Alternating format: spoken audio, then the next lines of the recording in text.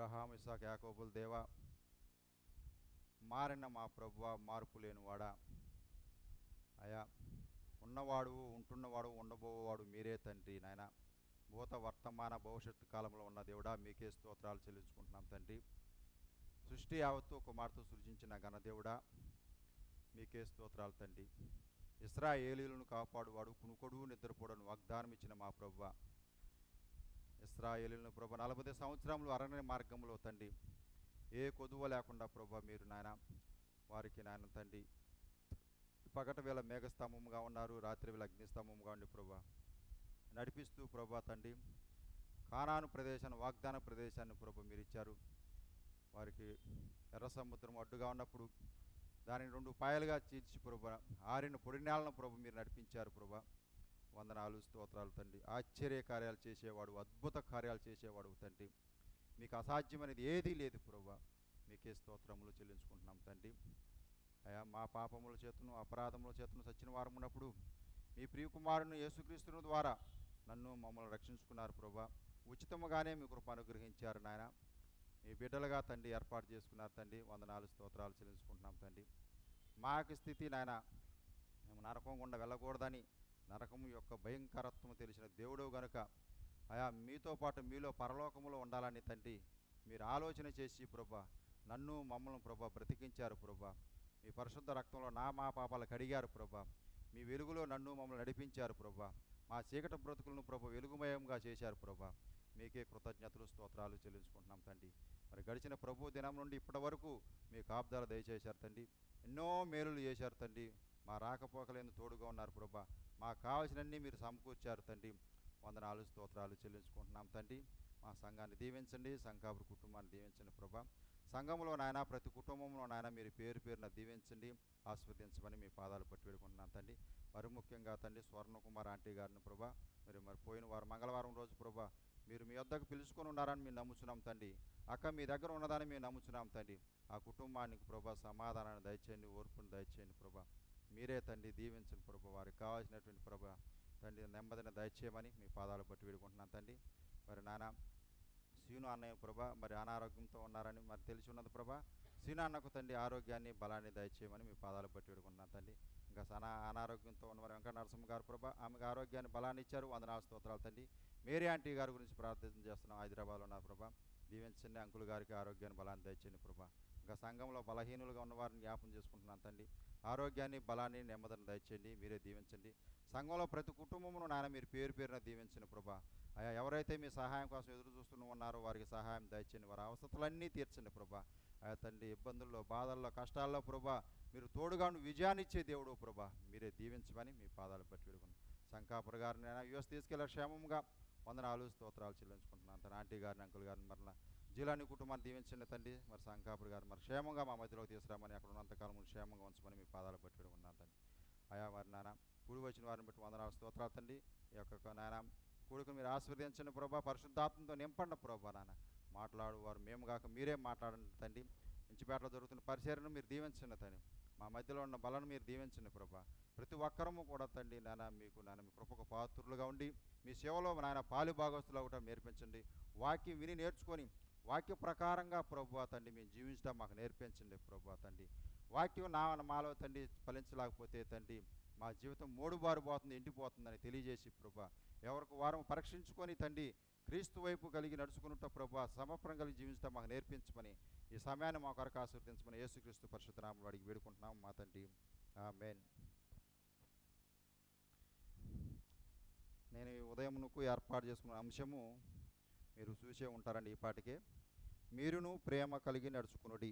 మనం ఎఫెసీయులు రాసిన పత్రికలో చదివాము ఇందాక. అయితే క్రీస్తులో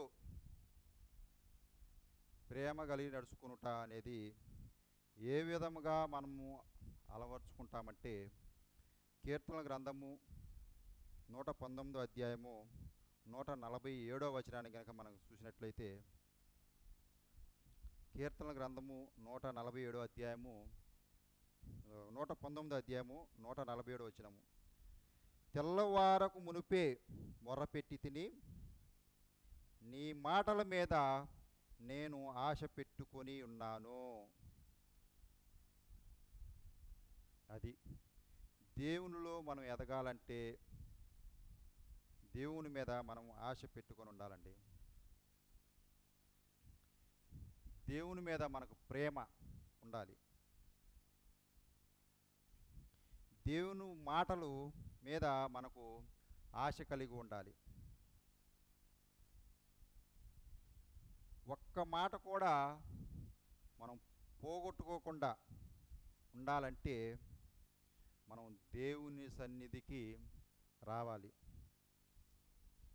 అది దేవుని వాక్యం నేర్పించేటువంటి విధానం ఏంటంటే, ఒక్క మాట కూడా పోగొట్టుకోకుండా ఉండాలంటే దేవుని సన్నిధికి పరుగెత్తుకుంటూ రావాలి. అది దేవుని వాక్యము మనకు నేర్పించేటువంటి విధానము. దేవుని సన్నిధిలో దేవుని మాటలు ఉన్నాయి కాబట్టి మనము దేవుణ్ణి స్తుతిస్తాము, దేవుణ్ణి ఆరాధిస్తాము. విశ్వాసులందరూ కూడా కూడి దేవుని సన్నిధిలో చేరి పూర్ణ హృదయంతో పూర్ణ ఆత్మతో దేవుణ్ణి ఆరాధిస్తాము. అది ఎప్పుడు జరుగుతుందంటే దేవుని మాటలు వినటం ద్వారా, దేవుని మాటల మీద ఆశ పెట్టుకొనటం ద్వారా దేవునికి మనము సమర్పించుకోగలుగుతాము. అదేవిధంగా ఎఫెసీయులకు రాసిన పత్రిక మనం చదువుకుందాం. ఇందాక ఎఫెసీయులకు రాసిన పత్రిక 5వ అధ్యాయం 1-2 వచనాలు కూడా మనం చూసినట్లయితే, కావున మీరు ప్రియులైన పిల్లల వలె దేవుణ్ణి పోలి నడుచుకొనుడి. దేవుణ్ణి పోలి నడుచుకోవాలంట. దేవుని మాటలు వినాలి, దేవుని సన్నిధికి పరిగెత్తుకుంటూ రావాలి, దేవుణ్ణి పోలి నడుచుకోవాలి. క్రీస్తు మిమ్మల్ని ప్రేమించి పరిమళ వాసనగా ఉండుటకు మన కొరకు తన్ను తాను దేవునికి అర్పణముగాను బలిగాను అప్పగించుకొనెను. అలాగుననే మీరును ప్రేమ కలిగి నడుచుకొనుడి. దేవుని సన్నిధికి పరుగెత్తుకొని రావాలి, దేవుని వాక్యము వినాలి, దేవుని సన్నిధిలో నేను చేరాలి, దేవునితో నేను చేరి దేవుని బిడ్డలతో చేరి ఆరాధించాలంటే దేవుని పరిగెత్తుకుంటూ వచ్చి ఆయనలో మనం ప్రేమ కలిగి జీవించాలంటే పరిగెత్తుకుంటూ దేవునిలో నడుచుకోవాలంట, దేవుని పోలి నడుచుకోవాలి. మరి అలాంటి విశ్వాసము మనకు ఉన్నదా? అర్థం చేసుకోవాలి. తిరుపతి మెట్లు అంట 5550 మెట్లు అంటండి. మరి మన దేవుని సన్నిధికి ఆశ కలిగి వస్తున్నామా? 5550 మెట్లు వాళ్ళు పరిగెత్తుకుంటూ ఎక్కుతున్నారంటే వారికి ఆశ ఉన్నట్టేగా. మరి దేవుని సన్నిధికి రావటానికి మనకి ఎంత ఆశ ఉన్నది, ఎంత దేవుని మీద ఎంత ప్రేమ ఉన్నది, విశ్వాసుల్ని కలుసుకొని దేవుణ్ణి ఆరాధించాలనేటువంటి విధానం, పరుగెత్తే విధానము ఐక్యత ఉన్నదా లేదా పరీక్షించుకోవాలి. ఎందుకంటే విశ్వాసము అనున్నది వినుట వలన వస్తుంది. అది దేవుని మాటలు వినుట వలన విశ్వాసము కలుగుతుంది. ఆశ కలిగి ఉండాలి. 5550 మెట్లు చూడండి, ఎంతటి ఆశ కలిగి ఉన్నారో వారు. మరి జీవము కలిగినటువంటి దేవుణ్ణి ఆరాధిస్తున్న మనము 50,000 మెట్లు ఎక్కాలని మరి నా ఆశ ఉన్నదండి. మరి 50,000 మెట్లు ఎక్కితే కానీ అంత ఆశ ఉంటుందని నేను అభిప్రాయపడుతున్నాను. అయితే మీరును కూడా ప్రేమ కలిగి నడుచుకునండి అంటే మరి ఎఫెసీయులకు రాసిన పత్రికలో 15వ అధ్యాయం నుండి 27వ అధ్యాయం వరకు మరి ఈ దిన వాక్య భాగముగా చూసుకుందామండి. 15వ అధ్యాయం నుండి ఐదో అధ్యాయము 15వ వచనం నుండి, దినములు చెడ్డవి గనుక మీరు సమయమును పూనీయక సద్వినియోగము చేసుకొనుచు అజ్ఞానుల వలె కాక జ్ఞానుల వలె నడుచుకున్నట్లు జాగ్రత్తగా చూచుకొనుడి. ఇందు నిమిత్తము మీరు అవివేకులు కాక ప్రభువు యొక్క చిత్తమేమిటో గ్రహించుకొనుడి. మరియు మద్యముతో మత్తులై ఉండకుడి, దానిలో దుర్వ్యాపారము కలదు. అయితే ఆత్మపూర్ణులై ఉండుడి. ఒకరినొకడు కీర్తనలతోనూ సంగీతములతోనూ ఆత్మ సంబంధమైన పాటలతోనూ హెచ్చరించుచు మీ హృదయములలో ప్రభువును గూర్చి పాడుచు కీర్తించుచు మన ప్రభు అయిన యేసుక్రీస్తు పేరట సమస్తమును గూర్చి తండ్రి అయిన దేవునికి ఎల్లప్పుడూ కృతజ్ఞతాస్తుతులు చెల్లించుచు క్రీస్తునందలి భయముతో ఒకరినొకడు లోబడి ఉండుడి. 21 వరకు. అయితే ఈ అంశంలో ఐదు పాయింట్లు ఉన్నాయండి. మొదటిగా మనం చూసుకున్నట్లు పాయింట్ ఏంటంటే సమయాన్ని మనం ఎలా ఉపయోగించాలి. 5వ అధ్యాయము 15వ వచనంలో ఉన్నది. సమయాన్ని మనము ఎలా ఉపయోగించాలి. రెండో అంశం చూసినట్లయితే ఎలా నడుచుకోవాలి. 5:16 మన ప్రవర్తన ఎలా ఉండాలి, ఎలా నడుచుకోవాలి. 5వ అధ్యాయము ఎఫెసీయులకు రాసిన పత్రిక 5వ అధ్యాయము 16వ వచనంలో. మూడవదిగా మనం చూసినట్లయితే మన నిర్ణయాలు ఎలా తీసుకుంటామో. ఎఫెసీయులకు రాసిన పత్రిక 5వ అధ్యాయము 17వ వచనము. నాలుగవదిగా మనం చూసుకున్నట్లయితే ఆత్మపూర్ణులై ఉండుడి. 5వ అధ్యాయము 18వ వచనం నుండి 19-20 వచనం వరకు. 5వ అధ్యాయము 18, 19, 20. ఐదవదిగా చూసినట్లయితే లోబడి ఉండాలి. 5:21 ఎఫెసీయులకు రాసిన పత్రిక 5:21. మొదటి అంశాన్ని కనుక మనము చూసుకున్నట్లయితే ఎఫెసీయులకు రాసిన పత్రిక 5వ అధ్యాయము 15వ వచనంలో ఏముందంటే మనము సమయాన్ని ఎలా ఉపయోగించుకోవాలి అనేటువంటి మాట మనం చూసినట్లయితే ఇక్కడ ఏముందంటే దినములు చెడ్డవి గనుక మీరు సమయమును పోనీయక సద్వినియోగము చేసుకొనుచు అనే మాట వ్రాయబడి ఉందండి. ఇక్కడ దినములు చెడ్డవి గనుక అంటే సద్వినియోగము అంటే ఉపయోగించుకోవటము, వాడుకోవటము. ఒక వస్తువును కొనుక్కునే వారిని వినియోగదారుడు అంటారు. దానినే సమయాన్ని ఉపయోగించుకుంటున్నాం కాబట్టి మనం దాన్ని ఏమంటే ఉపయోగించుకోవటము, వాడుకోవటము అని దాని అర్థం వస్తుంది. అయితే ఇక్కడ సమయం గురించి మాట్లాడినట్టయితే సమయం దేవుడు మనకిచ్చేటువంటి ఒక గొప్ప బహుమానం. సమయము దేవుడు మనకిచ్చేటటువంటి గొప్ప బహుమానం. అందరికీ కూడా ఒకేలాంటి సమయం ఇచ్చాడు. ఒకే సమయాన్ని దేవుడు మనకు ఇచ్చి ఉన్నాడు. ఒకే సమయాన్ని ఇచ్చాడు దేవుడు. ధనికుడు అవ్వచ్చు, పేదవాడు అవ్వచ్చు, వారందరికీ కూడా 24 గంటల సమయము దేవుడు ఇచ్చి ఉన్నాడు. అది పిఎం అవ్వచ్చు, పిఎం దగ్గర పనిచేసేటువంటి పని వాళ్ళు అవ్వచ్చు, ఆ ప్రధానమంత్రి దగ్గర పనిచేసే ఎవరైకైనా సరే సమయాన్ని ఒకేలాగా 24 గంటలు ఇచ్చాడు. అయితే గొప్పవారు ఎవరు అని మనం ఆలోచన చేస్తే పిఎం కాదు, సీఎం కాదు, ధనికుడు కాదు, సమయాన్ని సద్వినియోగము చేసుకునేటువంటి వారే గొప్పవారు. సమయాన్ని సద్వినియోగాన్ని చేసుకునేటువంటి వారు గొప్పవారు అన్నమాట. అయితే సమయాన్ని ఎవరు కూడా తగ్గించలేరు, సమయాన్ని ఎవరు పెంచలేరు. అయితే సమయాన్ని మాత్రము ఒకలాగా చేస్తారు, వినియోగిస్తారు, లేకపోతే దుర్వినియోగం చేస్తారు. సమయాన్ని అయితే వినియోగిస్తారు, లేకపోతే దుర్వినియోగం చేస్తారు. అయితే అందుకనే పౌలు భక్తుడు ఏమంటున్నాడంటే దినములు చెడ్డవి గనుక మీరు సమయాన్ని పూనీక సద్వినియోగం చేసుకోమని చెప్తూ ఉన్నాడు. అందుకనే ఏమంటున్నాడంటే సమయము సద్వినియోగం అనేటువంటి విషయంలో 2 మాటలు ఉన్నాయండి. అక్కడ సమయము సద్వినియోగం చేసుకునేటువంటి దానిలో 2 మాటలు ఉన్నాయి. దినములు చెడ్డవి అని ఉన్నది అంటే దానిని కొంతమంది ఏ విధంగా పోల్చుకుంటున్నారంటే దీన్ని సాతానుడితో పోల్చుకుంటున్నారు. అది ఎలాగంటే వారు చేసే పనిలో ఏదైనా నష్టం కలిగిందనుకోండి,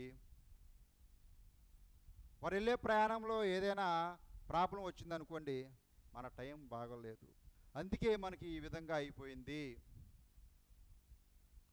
మన టైం బాగలేదు, నుదుటిరాడ బాగలేదు, దేవుడు మనకి ఇంతే ఇచ్చాడు, ఈ సమయంలో మనం వెళ్ళాం కాబట్టి ఈరోజు మనకు అసలు ఎంత బాగలేదు, అంత నష్టమే కలుగుతుంది అంటారు. అది సాతానుడితో పోల్చుకొని సాతాను మాటలు మాట్లాడుతూ ఉంటారు. ఒకవేళ అంతా మంచిగా జరిగిందనుకోండి, అక్కడ ఏమంటారంటే టైం కలిసి వచ్చిందిరా వాడికి, పట్టిందల్లా కూడా బంగారం అవుతుంది, ఎక్కడికి వెళ్ళినా కూడా వారికి జవాబు దొరుకుతుంది. పట్టిందల్లా బంగారం, ఎక్కడ వెళ్ళినా కూడా జవాబు దొరుకుతుంది, పని సక్రమంగా అయిపోతుంది, పని సాఫీగా జరిగిపోతుంది అని అంటూ ఉంటారన్నమాట. రెండు విధాలుగా మాట్లాడుతూ ఉంటారు. అయితే సమయాన్ని సాతానుడితో కాదు, దేవుడితో కాదు పోల్చడం కాదు కానీ సమయాన్ని మనం జాగ్రత్తగా వాడుకుంటే, సమయాన్ని మనం జాగ్రత్తగా వాడుకుంటే, దుర్వినియోగం చేయకుండా వాడుకుంటే, దాన్ని వాయిదా వేయకుండా వాడుకుంటే, సమయాన్ని వాయిదా వేయకుండా వాడుకుంటే దేవుడు మనల్ని ఆశీర్వదిస్తాడు. కొంతమంది ఏం చేస్తారంటే దుర్వినియోగం చేస్తారు, కొంతమంది దాన్ని వాయిదా వేస్తారు. సమయం ఉన్నప్పుడు వాయిదా వేస్తారు, లేకపోతే దుర్వినియోగం చేస్తారు. సమయం ఉన్నప్పుడు సాతానుడు నాకు కలిసి రాలేదని సాతాను చేశాడు, కలిసి వచ్చిన దేవుడు కాదు. దుర్వినియోగం చేసుకోకుండా, వాయిదాలు వేసుకోకుండా జాగ్రత్తగా సమయాన్ని వాడుకోవాలన్నమాట. టైం ఉంది కదా అని చెప్పేసి తర్వాత చూద్దాంలే, టైం ఉందిగా అని చెప్పేసి దేవుడు ఏదైనా పని అప్పగించాడు లేదు, కుటుంబంలో మనకి ఏదైనా పని ఉందనుకోండి, ఇంకా టైం ఉందిలే తర్వాత చూసుకుందాంలే అని వాయిదా వేసుకుంటూ వెళ్తూ ఉంటారనమాట. మరలా వాయిదా వేస్తా, ఇంకా 6 రోజుల సమయం ఉంది, ఇంకా నెల రోజుల సమయం ఉంది, ఇంకా 24 గంటల సమయం ఉంది, వాయిదా వేసుకుంటూ వెళ్తూ ఉంటారు. అయితే ఈ వాయిదాలు పడకుండా ఉండాలంటే ఎప్పుడైతే ప్రెషర్ ఉంటుందో ఆ పని మీద, ఎప్పుడైతే ఒత్తిడి ఉంటుందో ఆ పని మీద, ఎప్పుడైతే తొందర ఉంటుందో ఆ పని మీద దాన్ని వెంటనే పూర్తి చేస్తారు. లేకపోతే వాయిదాలు వేసుకుంటూ వెళ్తూ ఉంటారు. అయితే మనం ఒక విషయాన్ని మాత్రం గమనించుకోవాలి. ఏంటంటే ప్రభువు సమయం ఇచ్చాడు కాబట్టి ప్రభువునికి కృతజ్ఞతాస్తుతులు చెల్లించి, ఎందుకంటే బహుమానం అనుకున్నాం కదా, ఈ సమయాన్ని నేను సద్వినియోగం చేసుకొని దేవునికి ఇష్టానుసారంగా జీవించాలని. ఎందుకంటే దేవుడు మనకు 6 రోజులు 7 రోజులు ఇచ్చాడు కాబట్టి 6 రోజులు కష్టపడి 7వ రోజు దేవుని సన్నిధిలో చేరి దేవుని ఆరాధించడానికి దేవుడు ఒక నియమాన్ని ఏర్పాటు చేశాడు. కాబట్టి దేవునికి కృతజ్ఞతాస్తుతులు చెల్లించి దేవుణ్ణి వేడుకోవాలి.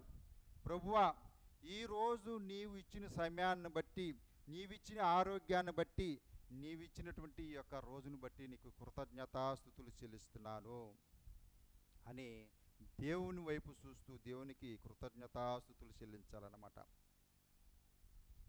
దేవుని వాక్యం అసైన్మెంట్ లాగా ఉంటే చదవటం కాదండి. సమయం ఉన్నప్పుడు దేవుడు ఎప్పుడైనా సరే మనకు సమయం 24 గంటల సమయం ఇస్తున్నాడు, కష్టపడమన్నాడు. కష్టపడి దేవునికి ఇవ్వాల్సిన సమయంలో వచ్చి ఒక అసైన్మెంట్ లాగా దేవుని వాక్యం చదవటం కాదు. దేవుని వాక్యం మనకు భయం కలిగినప్పుడు, అనారోగ్యం వచ్చిందని, కరోనా వచ్చిందని, భయంకరమైన దినాలు వచ్చినాయని, భయంకరమైన పరిస్థితులు ఏర్పడ్డాయని, భయంకరమైన రోజుల్లో మనం ఉండమని, ప్రభువా భయం వేస్తుంది ప్రభువా, నాకు నీ వాక్యం చదివితే నాకు ఆదరణ కలుగుతుంది, నీ వాక్యం చూస్తే నాకు నెమ్మది కలుగుతుంది. అలా కాదు. దేవుని వాక్యము భయం కలిగినప్పుడు చదవటం కాదు. దేవుని వాక్యము పరీక్షలు వచ్చాయని, దగ్గరకు వచ్చాయని చదవటం కాదు. అదేవిధంగా దేవుని వాక్యాన్ని ఎవరో చదవమని చెప్పి మన చేతిలో పెట్టి చదవమంటే చదవటం కాదు. సమయాన్ని దేవుడు మనకిచ్చాడు కాబట్టి, దేవుడు మనకి విచక్షణ జ్ఞానాన్ని ఇచ్చాడు కాబట్టి దేవుని వాక్యము అనుదినము చదవాలి. ఎందుకంటే దేవుని వాక్యం అది మనకి జీవాహారము. నేనే జీవమును అన్నాడు దేవుడు. జీవాహారము దేవుని వాక్యము జీవాహారం. అనుదినము దానిని చదవాలి, అలమర్చుకోవాలి. వ్యక్తిగతంగా గడుపుతూ నా కోసం నేనేం నేర్చుకున్నాను, ఇతరుల కోసం వ్యక్తిగతంగా నేనేం చేస్తున్నాను అని దేవుని వాక్యం చదివినప్పుడు అది అలమర్చుకోవాలంట. దేవునితో ఏ విధంగా నడుచుకోవాలో అలమర్చుకోవాలి. దేవునితో ఏ విధంగా మాట్లాడాలో నేర్చుకోవాలి. ఇదంతా నేర్చుకోవాలంటే ఎవరో చెప్పి దేవుని దగ్గరికి నడిపించడం కాదండి. దేవుణ్ణి అడిగి సమయం ఇచ్చాడు కాబట్టి, విచక్షణ జ్ఞానం ఇచ్చాడు కాబట్టి, 6-7 దినాలు ఇచ్చి 6 రోజులు కష్టపడి 7వ రోజు దేవుని సన్నిధికి రామన్నాడు కాబట్టి ఆశ కలిగి దేవుని వాక్యాన్ని అనుదినము చదవాలి. అలమర్చుకుంటాము, వ్యక్తిగతంగా అలమర్చుకుంటాము. అయితే దేవునికి సమయము ఇవ్వటం నేర్చుకుంటాము. అప్పుడు దుర్వినియోగం చేయము, వాయిదాలు వేయము. దేవునికి సమయము ఇవ్వటం నేర్చుకుంటాము. దేవునికి ఇచ్చే సమయము దేవునికి ఇచ్చినప్పుడు మిగిలిన సమయాన్ని ఎలాగో వినియోగించుకోవాలో దేవుడు మనకు అర్థం చేస్తాడు. వ్యర్థముగా వాడటానికి దాన్ని మనం ఇష్టపడము. ఆ సమయాన్ని మనం పాటలు పాడటానికి ఉపయోగిస్తామా, దేవుని వాక్యం చదవడానికి ఉపయోగిస్తామా, దేవుని బిడ్డలతో మంచి చెడులు మాట్లాడటానికి, సమాధానకరమైన మాటలు మాట్లాడడానికి ఉపయోగిస్తామా అనేది దేవుడు మనకు నేర్పిస్తూ ఉంటాడనమాట. అయితే కొంతమంది సమయాన్ని ఎలా వాడుకుంటారంటే, ఒక సమయాన్ని వాయిదా వేస్తారని తెలుసుకుందాం కదా. కొంతమంది సమయాన్ని పని లేకపోతే వారు బ్రతకలేరు అనమాట. 24 గంటలు పని. ఇక 24 గంటలు కూడా రోజు మొత్తం కూడా ఇంకా 24 గంటలు ఇంకా 5-6 గంటలు పెరిగితే బాగుండు, నాకు ఇంకా డబ్బులు వస్తాయి, ఇంకా శాలరీ వస్తుంది, ఇంకా ఎక్కువ పని చేసుకోగలుగుతాను, ఇంకా అధికుడిని అవుతాను, ఇంకా ధనికుడిని అవుతాను, ఇంకా నేను ఇంకా పెద్ద, ఇంకా అది, ఇంకా ఇది. పని లేకపోతే వారు బ్రతకలేరు. ఒకటే పని అన్నమాట. ఇంకా పని. ఎక్కువ సంపాదించాలని, ఎక్కువగా ఉండాలని, ఎక్కువగా ప్రజలలో, సమాజంలో గొప్పవారముగా కనపడాలని, గుర్తింపు కోసం పనిచేస్తారు. గుర్తింపు కోసం పని చేస్తూనే ఉంటారు. అయితే దీనిని గురించి యేసు ప్రభువారు లూకాసు వార్తలో 10వ అధ్యాయం 40వ వచనంలో ఏమంటున్నాడంటే, లూకాసు వార్త 10వ అధ్యాయం 40వ వచనంలో మార్తతో అంటున్నాడు. మార్తతో ప్రభువైన యేసుక్రీస్తు వారు, జీవము కలిగిన దేవుడు, ఈ లోకమునకు నీకు నాకు రక్షణ కలిగజేసినటువంటి యేసు ప్రభువారు ఏమంటున్నాడంటే, అక్కడ ఏమన్నంటే, నీవు ఎక్కువగా హడావుడి చేయి మాకు మార్త, ఎక్కువగా హడావుడి వద్దమ్మా, అంత అవసరం లేదు, రా దేవుని సన్నిధిలోనికి వచ్చి కూర్చో, ఈ నా మాటలు విను, ఈ నా మాటలు విన్నట్లయితే నీవు జీవమును పొందుకుంటావు. ఎంత హడావుడి చేయాల్సిన పని లేదు, హడావుడి ఏం అవసరం లేదు, రా కూర్చో, వాక్యాన్ని విని నేర్చుకొని నువ్వు ఎలాగ నడుచుకోవాలో నీకు నేర్పిస్తుంది జీవితం అని దేవుడు అక్కడ మాట్లాడటం జరిగింది 10వ అధ్యాయం 40వ వచనంలో. అయితే సమయాన్ని యోసేపు కూడా ఒక జాగ్రత్తగా సమయాన్ని వాడుకున్నాడు. ఎక్కడంటే అది అక్కడ యోసేపు సమయాన్ని సద్వినియోగం చేసుకున్నాడు. పోతీఫర్ భార్య దగ్గర యోసేపు ఆమె శోధించినప్పుడు నో అని చెప్పేశాడు వెంటనే. నేను జైలుకి వెళ్ళటానికైనా పర్వాలేదు, కానీ నేను మాత్రం తప్పు చేయను అన్నాడు యోసేపు. సమయాన్ని సద్వినియోగం చేసుకున్నాడండి. నీ క్యారెక్టర్ని బయట పెట్టడానికి శోధన, శ్రమ, ఇతరులతో మాట్లాడేటప్పుడు అలాంటి సంఘటనలలో నీ క్యారెక్టర్ని బయట పెట్టడానికి ఎదురవుతూ ఉంటాయి. యోసేపు జీవితంలో అదే జరిగింది. యోసేపు నో చెప్పాడు, సమయాన్ని సద్వినియోగం చేసుకున్నాడు. నేను జైలుకి వెళ్ళటానికైనా పర్వాలేదు, కానీ నేను ఈ తప్పు చేయను అన్నాడు. నీ క్యారెక్టర్ని బయట పెట్టడానికి శోధనలు, శ్రమలు, ఇబ్బందులు, ఈ సంఘటనలు అనేవి నీకు ఎదురవుతూ ఉంటాయి. అయితే ఎందుకంటే నువ్వు దేవుని బిడ్డగా జీవిస్తున్నావు కాబట్టి దేవుడు నిన్ను జాగ్రత్తగా పరిశీలన చేస్తూ ఉన్నాడు. నువ్వు దేవుని బిడ్డని చెప్పుకుంటున్నావు కదా, నేను దేవుని విశ్వాసిని, యేసుక్రీస్తు నమ్ముకున్నా అని చెప్పుకుంటున్నావు కదా, నేను ప్రతిరోజు దేవుని సంఘంలో చేరి దేవుని ఆరాధిస్తున్నాను చెప్పుకుంటున్నావు కదా.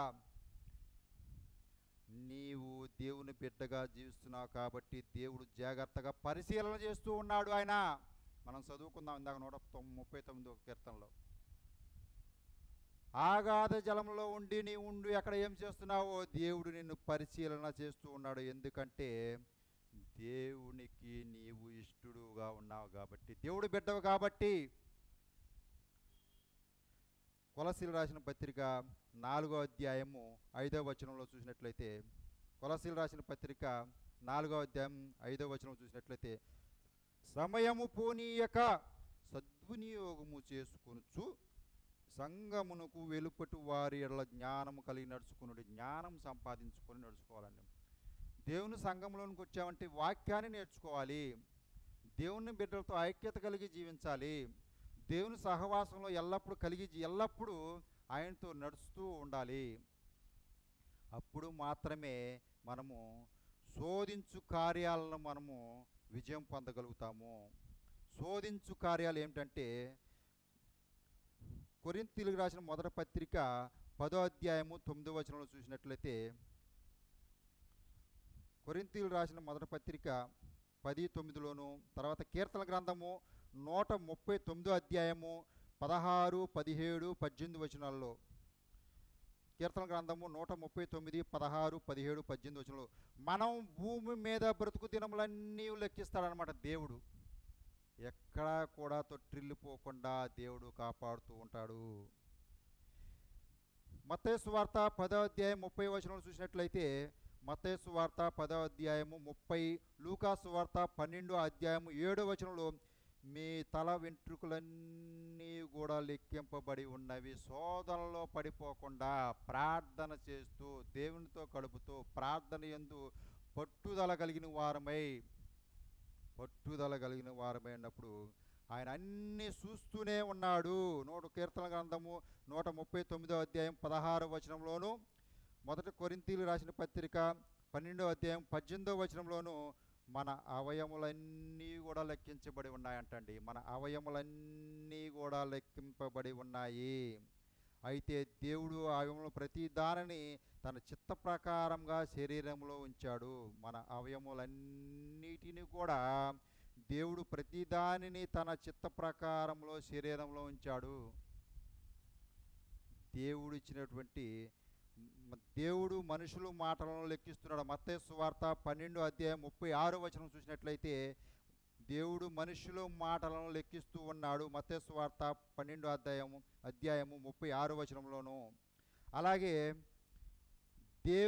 దేవునికి మనము లెక్క చెప్పవలసిన వారముగా ఉన్నాము. హెబ్రీయులకు రాసిన పత్రిక 4వ అధ్యాయము 13వ వచనంలోను, ఆయన దృష్టికి కనపడనిది ఏదీ లేదు.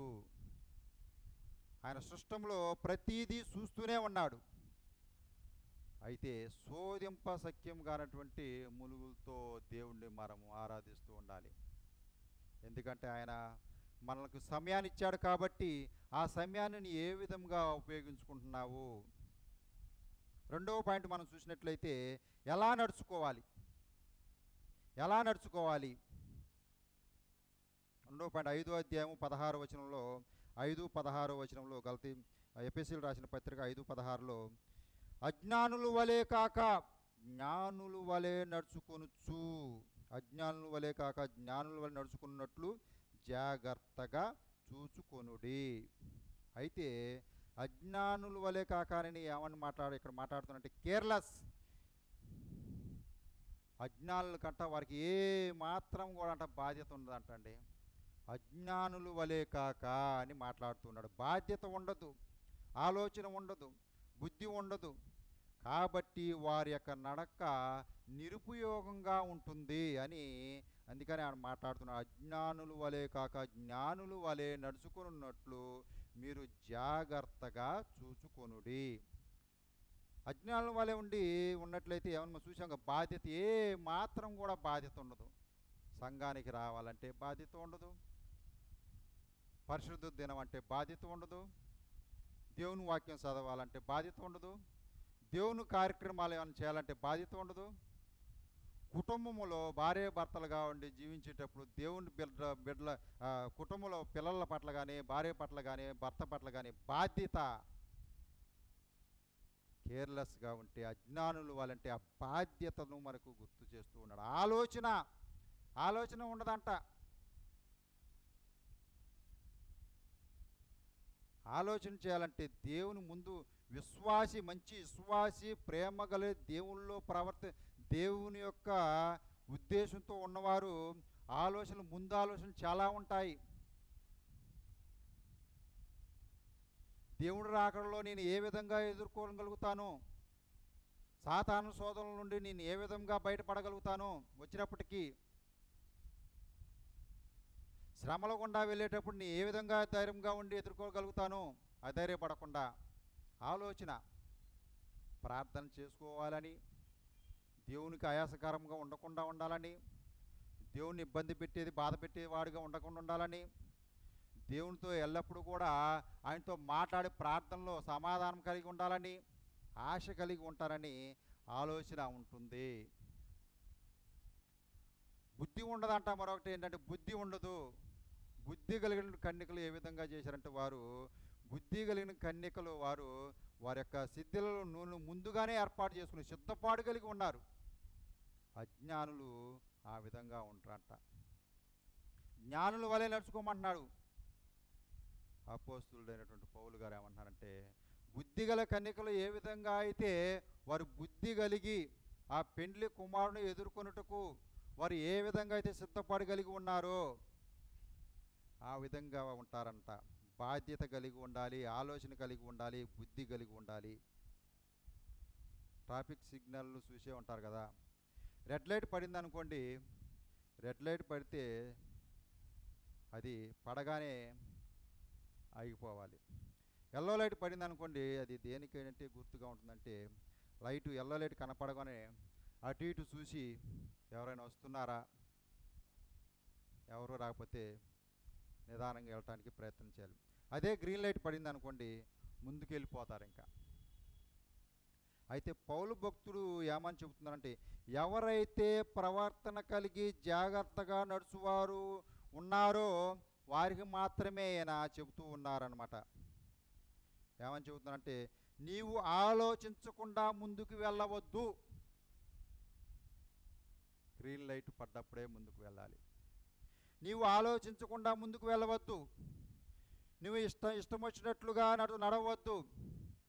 అలాగూ నడిచినట్లయితే నిరుపయోగమైనటువంటి నడక అవుతుంది.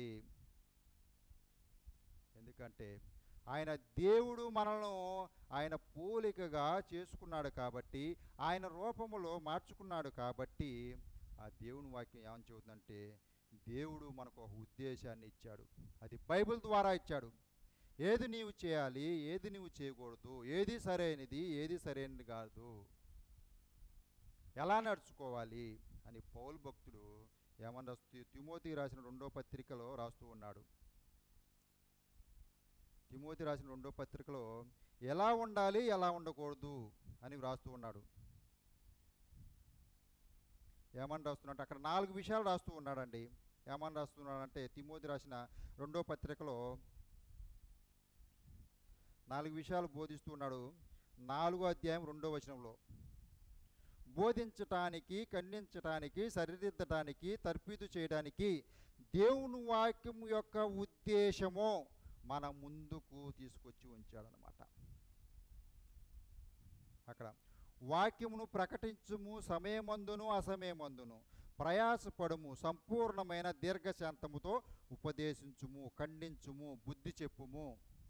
అది అజ్ఞానుల వలె కాక. తిమోతి రాసిన 1వ పత్రిక 2వ అధ్యాయము 5, 6, 7 వచనాల్లో చూసినట్లయితే, తిమోతి రాసిన పత్రిక తిమోతి రాసిన 1వ పత్రిక 2వ అధ్యాయం 5, 6, 7 వచనాల్లో, దేవుడు ఒక్కడే, దేవునికిని నరులకును మధ్యవర్తియు ఒక్కడే, ఆయన క్రీస్తు యేసును నరుడు, ఈయన అందరి కొరకు విమోచన క్రయధనముగా తన్ను తానే సమర్పించుకొనును. దీన్ని గురించిన సాక్ష్యము యుద్ధకాలం నందు ఇవ్వబడుచున్నది. ఈ సాక్ష్యం ఇచ్చుటకై నేను ప్రకటించువాడుగాను, అపోస్తులుగాను, విశ్వాస సత్యముల విషయంలో అన్యజనులకు బోధకుడుగాను నియమింపబడితిని. నేను సత్యమునే చెప్పుచున్నాను, అబద్ధమాడుటలేదు. అది దేవుని వాక్యం మనకు ప్రకటించడానికి ఇచ్చినటువంటి కొన్ని నియమాలు దైవజనుల ద్వారా ఏర్పాటు చేసుకున్నాడు. నడిపించటానికి దేవునిలో స్థిరపరచడానికి, దేవుని వాక్యంతో జతపరచడానికి ఆయన దేవుని యొక్క కొంతమంది భక్తులను ఏర్పాటు చేసుకుని స్థిరమైన విశ్వాసములో నడిపించటానికి ఆ యొక్క జనులు చెప్పే మాట ఏంటంటే, ఆయన సాక్ష్యం ఇచ్చుటకు నేను ప్రకటించువాడునుగాను అని మాట్లాడుతూ ఉంటున్నాడు అన్నమాట. ప్రతి మనిషికి దేవుడు నైతికతను ఇచ్చాడండి, మనస్సాక్షిని ఇచ్చాడు. బోధించేటప్పుడు వినాలి, నేర్చుకోవాలి, అర్థం చేసుకోవాలి. ఆదరణ, హెచ్చరిక, క్షేమాభివృద్ధి మూడు దేవుని వాక్యం మనకు కలుగజేస్తుందండి. ఆదరణ, హెచ్చరిక, క్షేమాభివృద్ధి.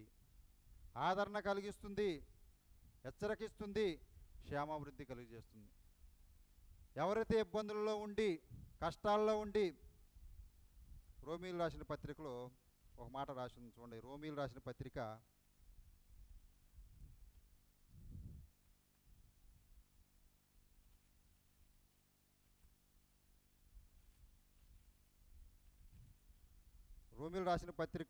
8వ అధ్యాయము 35వ వచనం మనం చూసినట్లయితే, క్రీస్తు ప్రేమ నుండి మనలను ఎడబాపు వాడెవడు?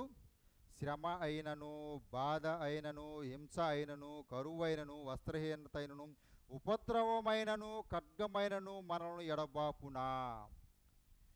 ఇందును గూర్చి వ్రాయబడినది ఏమనగా 36వ వచనంలో, నిన్ను బట్టి దినమల్లా మేము వధింపబడి వారము, వదకు సిద్ధమైన గొర్రెలమని మేము ఎంచబడిన వారము. 37వ వచనంలో, అయినను మనలను ప్రేమించిన వాని ద్వారా మనము వీటన్నిటిలో అత్యధికమైన విజయము పొందుచున్నాము.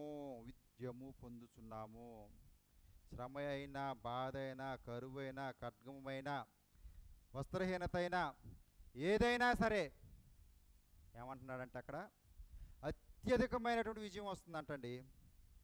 అది ఏ విధంగా వస్తుందంటే, దేవునితో మనము కలిసి నడిచినప్పుడు మాత్రమే, దేవునితో నడిచినప్పుడు మాత్రమే మనకు విజయం కలుగుతున్నది. అయితే పౌలు భక్తుడు ఏమని చెబుతున్నాడంటే, మనకి ప్రతి మనిషికి నైతికతనిచ్చాడు దేవుడు, మనస్సాక్షినిచ్చాడు దేవుడు. ఆ మనస్సాక్షిని బట్టి మనము ఏం చేస్తూ ఉన్నామంటే వాక్యాన్ని అర్థం చేసుకుంటూ ఉన్నామన్నమాట. అయితే పౌలు భక్తుడు అంటున్నాడు, ఏమన్నాడు? దైవికమైన మనస్సాక్షి కలిగి ఉండాలి. దైవికమైన మనస్సాక్షి కలిగి ఉన్నాడు, అప్పుడే సరి అయిన నిర్ణయాలను తీసుకుంటాడు. మనిషి జాగ్రత్త పడతాడు, గమనిస్తాడు. అది సరి అయిన నిర్ణయాలు తీసుకున్నప్పుడు మాత్రమే ఆ యొక్క నడవడిక, ఆ యొక్క ఎదుగుదల, ఆ యొక్క సంపూర్ణత కలుగుతుంది విశ్వాసికి.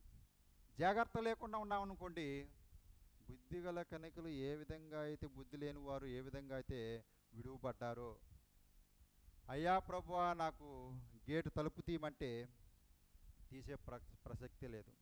అయితే ఈ యొక్క నైతికమైన స్వభావంలో ఏమంటున్నంటే, దైవికమైన మనస్సాక్షి, నైతికమైన స్వభావం రెండు ఉంటాయి. అంటే ఈ నైతికమైన స్వభావాలు రెండు ఉన్నాయి. మరలా కల్చర్ ఒకటి, నైతికమైన స్వభావం ఒకటి, రెండు కలిసి ఉన్నాయన్నమాట. ఈ యొక్క దైవికమైన స్వభావంలో కల్చర్, నైతిక స్వభావము.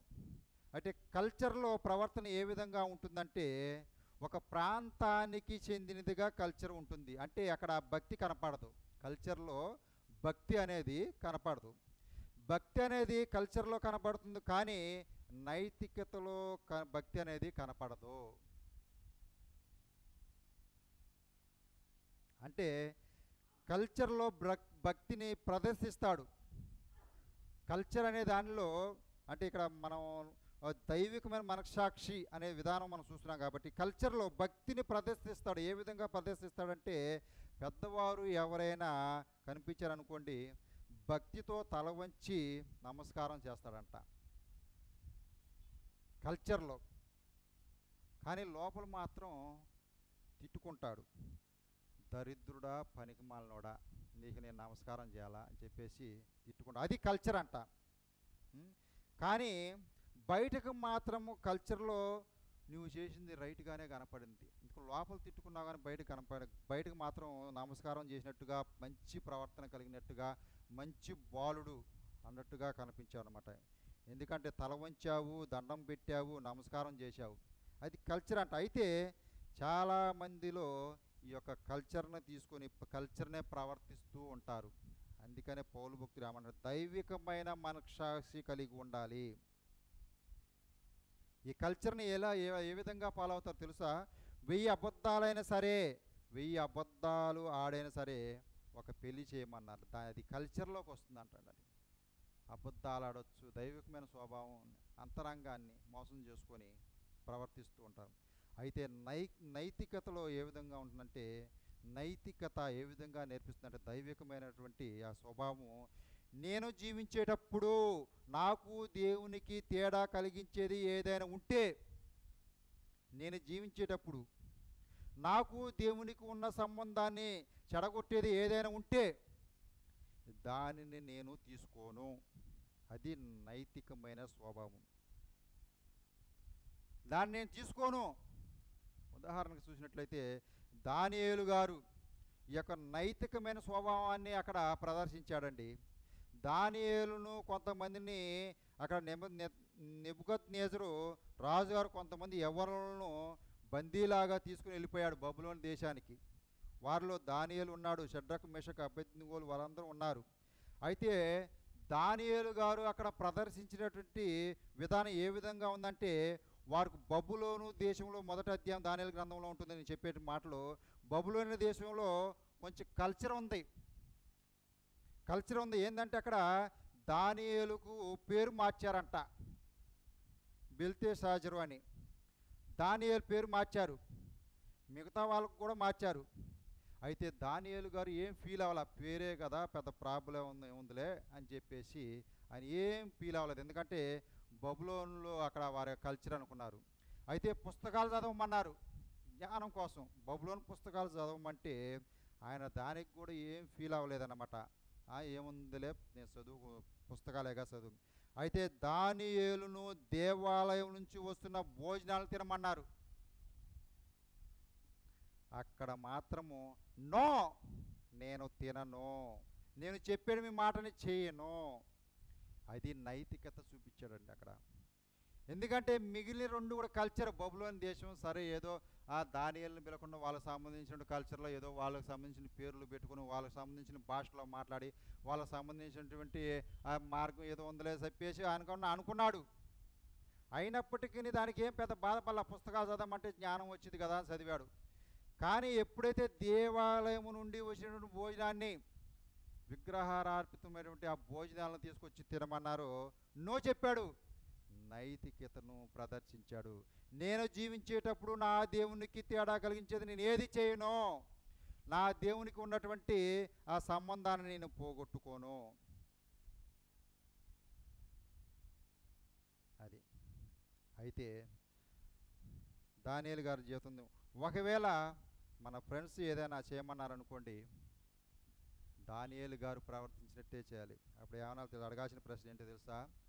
ఎదుటోడిని అడగటం కాదు, మన మనస్సాక్షిని అడగాలి. ఇందాక మనం చూసాం కదా, అక్కడ పౌలు గారు ఏమన్నాడంటే దైవికమైన మనస్సాక్షి కలిగి ఉండాలని.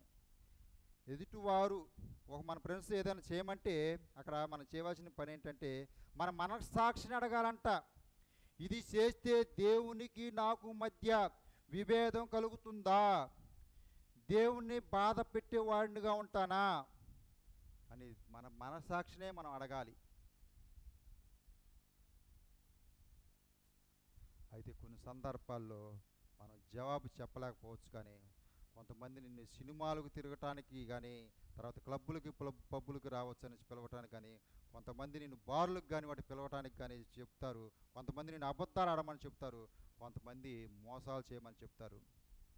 ఇవన్నీ కూడా కల్చర్లోకి వస్తాయి. కానీ దానిని నీవు నైతికంగా డిక్లేర్ చేసినట్లయితే, దేవునికి నాకు మధ్య ఈ ఒప్పందం దేవునికి నాకు మధ్య చెడగొట్టేదిగా ఉన్నట్లయితే, ఈ ప్రవర్తనలన్నీ కూడా సినిమాలకి పబ్లకు అబద్ధాలు ఆడమని కానీ ఇంకా ఏదేదో ఇతర కార్యక్రమాలు చేయమని కానీ చెప్పినట్లయితే, నీవు నైతికంగా డిక్లేర్ చేసినట్లయితే, చేయగలిగి ఉన్నట్లయితే, నీ ప్రవర్తన, నీ గుండెల్లో ఉన్న ఆలోచన నీ పెదవుల మీదకు రావాలి. నీ ప్రవర్తన, నీ గుండెల్లో ఉన్న ఆలోచన నీ యొక్క బ్రతుకులోనికి రావాలి. నీవు నమ్మింది నీ నడకలో కనపడాలి. నీ మాట, నీ బాట, నీ ధ్యాస ఇవన్నీ కూడా ఏ విధంగా అంటే క్రీస్తుకు ఉపయోగకరంగా, క్రీస్తుని ఒప్పించేటట్టుగా ఉండాలి. నీ మాట, నీ ధ్యాస, నీ బాట ఇవన్నీ కూడా అది పౌలు భక్తుడు నేర్పిస్తూ ఉన్నాడనమాట. మనకి ఇందాక అపోస్తుల కార్యంలో మనం రోమీలు రాసిన పత్రిక అన్నీ చదివాం కదా. నువ్వు మాట్లాడేది ఒకటి, నువ్వు ప్రవర్తించేది ఒకటి. ఆ విధంగా ఉండకూడదని చెబుతుంది దేవుని వాక్యం. అది పనిచేయదంట. హృదయం శుద్ధి గలవారు ధన్యులని దేవుని వాక్యం ప్రకటిస్తూ ఉన్నది మత్తయి సువార్తలో. హృదయ శుద్ధి గలవారు అంటే ఎప్పుడూ కూడా రెండు ఆలోచనలతో ఉండరంట వారు. ఒకే ఆలోచన మాత్రమే దేవుని మీద ఆధారపడి ఉంటారంట. అందుకనే దేవుడు చెప్పాడు, హృదయ శుద్ధి గలవారు ధన్యులు అని దేవుని వాక్యం చెబుతూ ఉన్నది. మాట్లాడేది ఒకటి, ప్రవర్తించేది ఒకటి. ఇప్పుడు ఒకటి చెప్తానంటావు, రేపు పొద్దున్న వచ్చేసరికి ఇది కాదంటావు, తెల్లారి పొద్దున అది చేయమంటావు, మరలో వచ్చి ఇది వద్దు ఇది చేయమంటావు. విశ్వాసి ఒకటే మాట, ఒకటే విధానము, ఒకటే ప్రవర్తన, ఒకటే నడవడిక, ఒకే దేవుడు.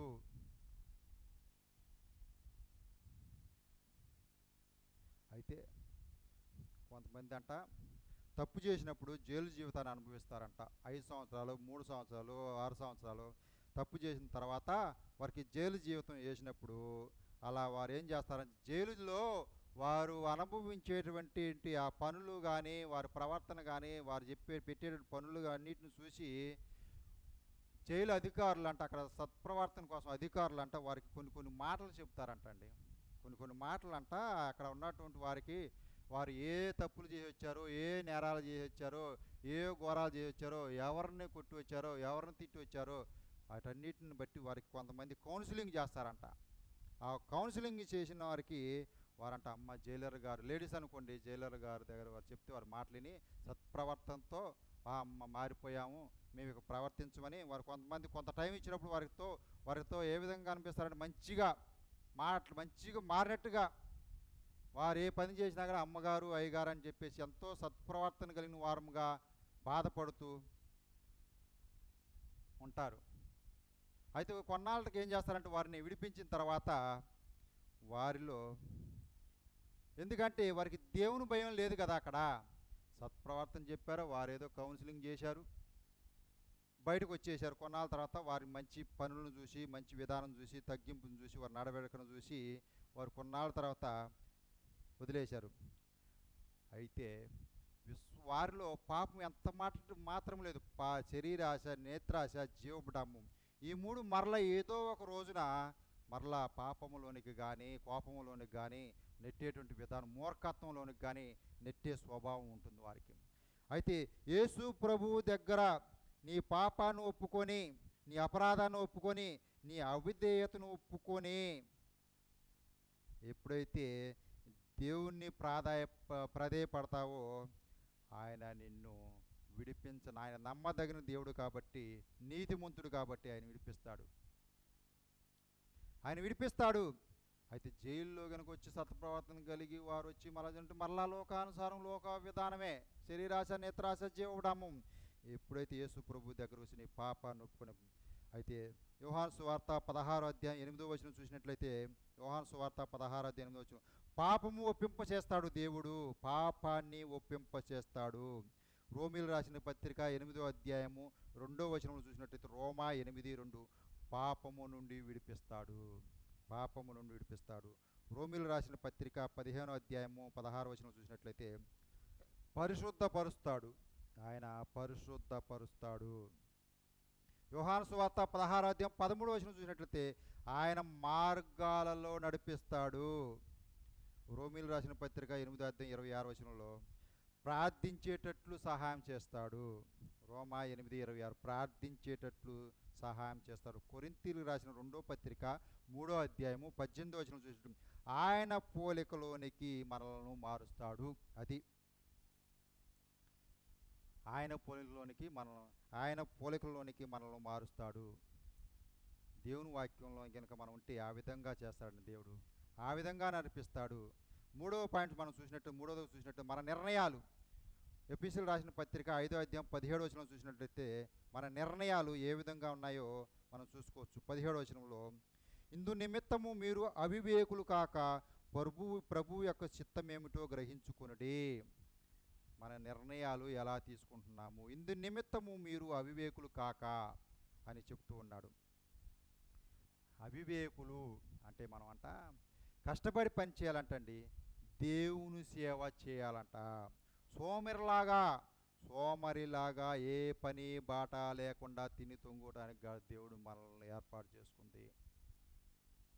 అవివేకులు కష్టపడి పని చేయమంటున్నాడు దేవుడు. మనం ఒక లైట్ కొనుక్కున్నాం అనుకోండి, దాన్ని ఉపయోగించే దేనికంటే వెలుగు కోసం ఉపయోగిస్తున్నాము. ఒక లైట్ కొనుక్కుంటే అది మనం వెలుగునివ్వటానికి, మనకు వెలుగునివ్వటానికి దాన్ని కొనుక్కున్నాం. ఫ్యాన్ కొనుక్కున్నాం అనుకోండి, అది గాలినిచ్చింది. ఫ్యాను బాగా గాలి కావాలని మనం కొనుక్కుంటున్నాం. అయితే దేవుడు మనల్ని కొన్నది తన రక్తమిచ్చి సోమరిలాగా ఉండటానికి, సాకులు చెప్పడానికి, సాకులు వెతుక్కొని జగడం ఆడటానికి కాదు. ఆయన నిన్ను నన్ను ఏర్పాటు చేసుకుంది. నీవు ఆయన పని చేయాలి, నీవు ఆయన పని చేయాలని దేవుడు నిన్ను నన్ను ఏర్పాటు చేసుకుని కల్వరి శిలువ పైన తన ప్రాణాన్ని అర్పించి ఆయన నీ కొరకు నా కొరకు కష్టపడి నిన్ను నన్ను బ్రతికించుకున్నది దేనికంటే, ఆ పాపమును విడిపించింది దేనికంటే దేవుని పని చేయాలి. అవయవములు ఇందాక మనం చూసాం కదా, ఏ అవయవం ఏ దేవుని యొక్క పని చేస్తుందని ఏర్పాటు చేయించాడు మనకు. నువ్వు పాడేవాడిది పాడాలి, వాక్యం చెప్పేవారితే బోధ చేయాలి, చేతులతో సహాయం చేసే చేతులతో సహాయం చేయాలి. దేవుని పని చేయటానికి ఆయన మనల్ని ఏర్పాటు చేసుకున్నాం. కష్టపడి నీ కుటుంబాన్ని పోషించుకోవాలి, ఆ పనికి గుర్తింపునిస్తాడు దేవుడు. నమ్మకంగా ఉంటే అభివృద్ధినిస్తాడు దేవుడు. నమ్మకంగా ఏ పని చేసేవాళ్ళు ఆ పని చేయాలి. నమ్మకంగా చదివేవారు చదవాలి, టాపీ పని చేసేవారు టాపీ పని చేయాలి, ఇక ఏ ఇతరతర పనులు చేసేవారు వారి పనులు చేయాలి. డాక్టర్ వృత్తిలో ఉంటే డాక్టర్ పని నమ్మకంగా చేయాలి. సేవకు ప్రత్యేకమైనటువంటి పిలుపు అనేది ఉండదండి. మారు మనసు పొందిన ప్రతి ఒక్కరూ దేవుని సేవ చేయాలి. మారు మనసు పొందిన ప్రతి ఒక్కరూ కూడా దేవుని సేవలో, దేవుని పనిలో ఉండాలి. దేవుని టీంలోనంట, సంఘంలోనంట ఎక్స్ట్రా ప్లేయర్లు ఎవరు ఉండరంట. ఎక్స్ట్రా ఆటగాళ్ళు ఎవరు ఉండరంట. అమ్మ నువ్వు ఉండు, సాత్విక్ గారు మీరు ఉండండి, మిగతా వాళ్ళు అయిపోయిన తర్వాత నీకు టైం వచ్చింది, మీరు వచ్చి ఇక్కడ నిలబడి చెప్పడానికి మీరు వెయిట్ చేయండి, ఒక వికెట్ పడిపోయిన తర్వాత మరలా నువ్వు వచ్చి. అట్ట కాదు, ఎక్స్ట్రా ప్లేయర్లు అనేవారు ఉండరు. దేవుని పనిలో మారు మనసు పొందిన వారు దేవుని సేవ చేస్తారు. ఎవరైతే వృత్తిలో ఉండి దేవుని సేవలో ఉంటారో కొంతమందిని మాత్రమే దేవుడు ఆయన పిలుచుకుంటాడంట దేవుని సేవ చేయడం. అంటే మొత్తం ఆ ఉద్యోగం మొత్తం, వృత్తి మొత్తం వదిలేసి కొంతమందిని మాత్రమే. అయితే ఎవరిని కూడా దేవుడు నీవు పని చేయవద్దు, నువ్వు కుటుంబాన్ని వదిలేసి రా అని చెప్పేసి దేవుడు పిలవడంటండి. దేవుని సేవలో సోమరిని దేవుడు ఇష్టపడడు. నీవు దేవుని మాట విని కదిలే వ్యక్తివైతే, నడిచే వ్యక్తివైతే దేవుడు తన చిత్తాన్ని చెప్పటం సులభం అంట. నువ్వు దేవుని మాటలు విని కదిలే వ్యక్తివైతే, దేవుని మాటలు వినగా రెస్పాన్స్ వెంటనే వచ్చేసింది అనుకోండి, దేవుని చిత్తం నీలో వెంటనే పనిచేస్తుంది. అందుకని దేవుడు ఏంటంటే ఆయన యొక్క సులభం నీకు చెప్పడానికి. ఎందుకంటే దేవుని మాటలు వెంటనే వింటున్నావు కదా, గుడికి రామంటే గుడికి వచ్చేస్తున్నావు, టయానికి వస్తున్నావు, కూర్చుంటున్నావు. 8 గంటల కంటే 8 గంటలకు వచ్చి కూర్చుంటున్నావు. 10 గంటల కంటే 10:10, 9 గంటల 10:10, అరగంట ముందే వచ్చి కూర్చుంటున్నావు. కదిలే వ్యక్తిగా ఉన్నావు, నడిచే వ్యక్తిగా ఉన్నావు, దేవుని మాట వినే వ్యక్తిగా ఉన్నావు. అప్పుడు దేవుని చిత్తం తెలియజేయటం అంట. గుడుకలు ఉన్నాయి, వెంటనే పరిగెత్తుకుంటూ రావటమే. విశ్వాసులకు ఏదో అవసరం ఉంది, వెంటనే పరిగెత్తుకుని నీ చేతులతో సహాయం చేసావు. దేవుని చిత్తం నీలో వెంటనే పనిచేస్తుందంటండి. అయితే నీవు ఎక్కడ వేసిన గొంగలలాగా అక్కడే ఉంటే దేవుని చిత్తం నీకు తెలియదు. నడక సరిగ్గా లేకపోతే దేవుడు తన పనికి నిన్ను వాడుకోలేడు. అది తన చిత్తాన్ని నీకు బయలుపరచడు. ఎవరైతే సమయాన్ని సరిగ్గా వాడుకుంటారో వాక్యానుసారంగా నడిపించబడతారో వారికి దేవుడి చిత్తాన్ని బయలుపరచడానికి దేవుడు ఇష్టపడుతూ ఉన్నాడండి. వారిని మాత్రమే అవివేకులుగా కాకుండా ఉన్నట్లయితే, అవివేకులు కాక ఉండని మనం చదువుకున్న 17వ వచనంలో, వారిని మాత్రమే ఎవరైతే చలాకుగా సురుగ్గా కంట్రోల్ తప్పకుండా అంటే వారికి మాత్రమే వాక్యానుసారంగా నడిపించబడతారు. వారికి మాత్రమే దేవుని యొక్క మాటలు బయలుపరచబడతాయి. 4వది చూసుకున్నట్లయితే ఆత్మపూర్ణులై ఉండుడి. ఆత్మపూర్ణులై ఉండుడి. 5వ అధ్యాయము 18, 19, 20 వచనాలు. 5వ అధ్యాయము 18, 19, 20 వచనాలు మనం చూసినట్లయితే, మరియు మద్యముతో మత్తులై ఉండకూడి, దానిలో దుర్వ్యాపారం కలదు. అయితే ఆత్మపూర్ణులై నుండి ఒకరినొకరు కీర్తనలతోనూ సంగీతంతోనూ ఆత్మ సంబంధమైన పాటలతో హెచ్చరించు, మీ హృదయములలో ప్రభువును గూర్చి పాడుచు కీర్తించు. మన ప్రభువైన యేసుక్రీస్తు పేరట సమస్తమును గూర్చి తన తండ్రి అయిన దేవునికి ఎల్లప్పుడూ కృతజ్ఞతాస్తులు చెల్లించుచు. ఆత్మపూర్ణులై ఉండు అంటే అక్కడ రాస్తున్నాడు, ఆత్మపూర్ణులై ఉండుడి. ఇది ఒక ఆజ్ఞలంటండి, దేవుని యొక్క ఆజ్ఞ. ఈ ఆజ్ఞ ఎవరికి ఇచ్చాడంటే ప్రతి ఒక్కరికి కూడా ఇచ్చారండి ఆయన. మగవారికి ఇచ్చారు, ఆడవారికి ఇచ్చారు, చిన్నపిల్లలకి ఇచ్చారు, పెద్ద పిల్లలకి ఇచ్చారు, ధనికులకి ఇచ్చారు, ప్రతి ఒక్కరికి కూడా, యూదులకు, యూదేతరులకు, దేవుని నమ్ముకున్న వారికి, దేవుని నమ్మలేని వారికి, ప్రతి ఒక్కరికి కూడా ఈ ఆజ్ఞ అనేది ఇవ్వబడింది. అయితే ఇక్కడ ఏమంటున్నాడంటే, నీ హృదయాన్ని పరిశుద్ధాత్మతో నింపబడాలి అని దేవుని వాక్యం ప్రకటిస్తూ ఉన్నది. నీ హృదయము ఏమంటున్నాడు, ఆత్మపూర్ణులై ఉండుడి అంటున్నాడు. అంటే నీ హృదయాన్ని నీ హృదయము పరిశుద్ధాత్మతో నింపబడాలి. ఈ హృదయం పరిశుద్ధాత్మనికి మురికిగా ఉందని ఇస్తే, ఈ హృదయము పరిశుద్ధాత్మనికి పాపంతో ఉందని ఇస్తే, ఈ హృదయము పరిశుద్ధాత్మకి కల్మషంతో నిండి ఉన్నదని ఇస్తే, ఆ పరిశుద్ధాత్ముడు ఆ పాపాన్ని గడిగి పాపాన్ని తీసివేసి ఖాళీ చేసి దానిలో పరిశుద్ధాత్మతో నింపి నీవు ఆయన కంట్రోల్లోనికి వస్తావు.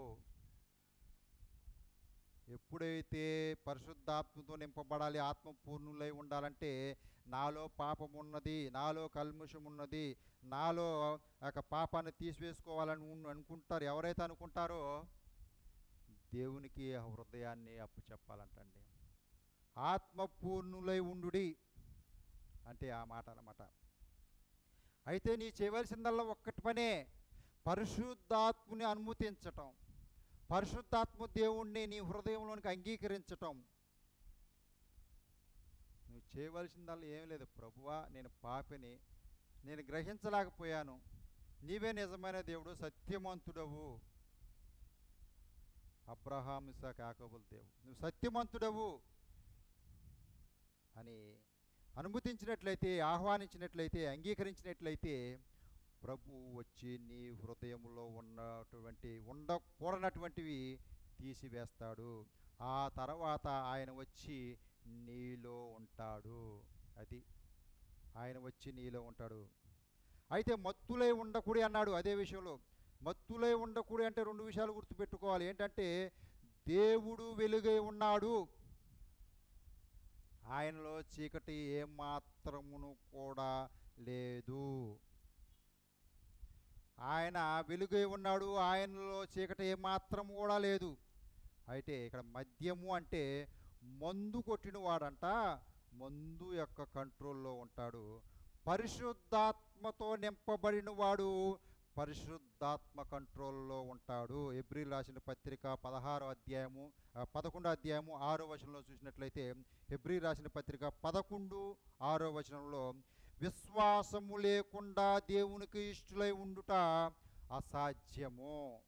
అది పరిశుద్ధాత్మతో నింపబడిన వారు పరిశుద్ధాత్మ కంట్రోల్లో ఉంటారు. యోహాను సువార్త 15వ అధ్యాయము మొదటి 8 వచనాలు చూసినట్లయితే, యోహాను సువార్త 15వ అధ్యాయం మొదటి 8 వచనాలు చూసినట్లయితే, క్రీస్తునందు ఉండకుండా మనం ఫలించలేమంటండి. ద్రాక్షావల్లి నేను తీగల మీరు, మీరు నాకు వేరే ఉండి. మాకు డబ్బు ఉంది, సంపద ఉంది, బిల్డింగులు ఉన్నాయి, పేరుంది, ప్రఖ్యాతులు ఉన్నాయి, మా చుట్టాలు ఉన్నారు, బంధువులు ఉన్నారు, మామగారు ఉన్నారు, పెద్ద ధనికుడు, మా రాజకీయ నాయకులు మా మా చేతిలో ఉన్నారు, ఏ పని చెబితే ఆ పని చేస్తారు. క్రీస్తు నందు ఉండకుండా నీ ఏ పని చేసినా కూడా అది ఫలితం ఉండదు. పేరు సంపాదించుకోవచ్చు, ఘనతలు సంపాదించుకోవచ్చు, ఈ యొక్క లోకంలో ఉండి ఆ యొక్క క్రీస్తు లేకుండా 4 బిల్డింగులు సంపాదించుకోవచ్చు, 4 డబ్బులు సంపాదించుకోవచ్చు. కాకపోతే నీ పాపము తీసివేసేవారు ఈ లోకంలో ఎవ్వరూ లేరు, ప్రభు అయిన యేసుక్రీస్తు వారు మాత్రమే. ఆయన మాత్రమే నీ పాపాన్ని తీసివేయగలడు అని నమ్మాలి, ఆ సత్యాన్ని నమ్మాలి. అలా నమ్మినప్పుడు మాత్రమే యేసుక్రీస్తు వారు నీ హృదయంలోనికి పరిశుద్ధాత్మ కార్యాలు, గొప్ప గొప్ప కార్యాలు నీలో జరిపిస్తాడు. ప్రార్థన చేస్తే నీ ప్రార్థనకు జవాబు వస్తుంది. నీ కుటుంబంలో సమస్యలు, నీ భార్య, నీ భర్త, నీ పిల్లలు మాట వినట్లేదా, దేవుడు సహాయం చేస్తాడు. ఆత్మపూర్ణులై ఉండి దేవునితో సమాధానకరంగా కూడా మాట్లాడుతూ ఉన్నారు, మొరపెట్టి మాట్లాడుతూ ప్రార్థన చేస్తున్నావు. అది దేవుని యొక్క ఆజ్ఞ. ఆత్మపూర్ణులై ఉన్నటువంటి ఇది ఒక ఆజ్ఞ. దేవుని ఆజ్ఞలు ప్రతీదీ కూడా ప్రేమ కలిగి, ఆశ కలిగి, పూర్ణ హృదయంతో మనం ఉండి పాటించినట్లయితే ఆయన యొక్క మార్గాల్లో మనం నడవగలుగుతాం. 5వ పాయింట్ మనం చూసినట్లయితే క్రీస్తునందలి భయముతో ఒకరినొకడు లోబడి ఉండుడి. 5వ అధ్యాయము 21వ వచనంలో ఉన్నదన్నమాట. క్రీస్తునందలి భయముతో ఒకరినొకడు లోబడి ఉండుడి. చాలామందిలో ఒకటి కనబడుతుంది, అదేమిటంటే ఇతరులు ఇచ్చే సలహాలు తీసుకోరు, ఇతరులకు లోబడలేరు, చేత కాదు, నేనే పెద్ద, నేనే కమిటీ, నేనే సలహాదారుని, నా తర్వాతే.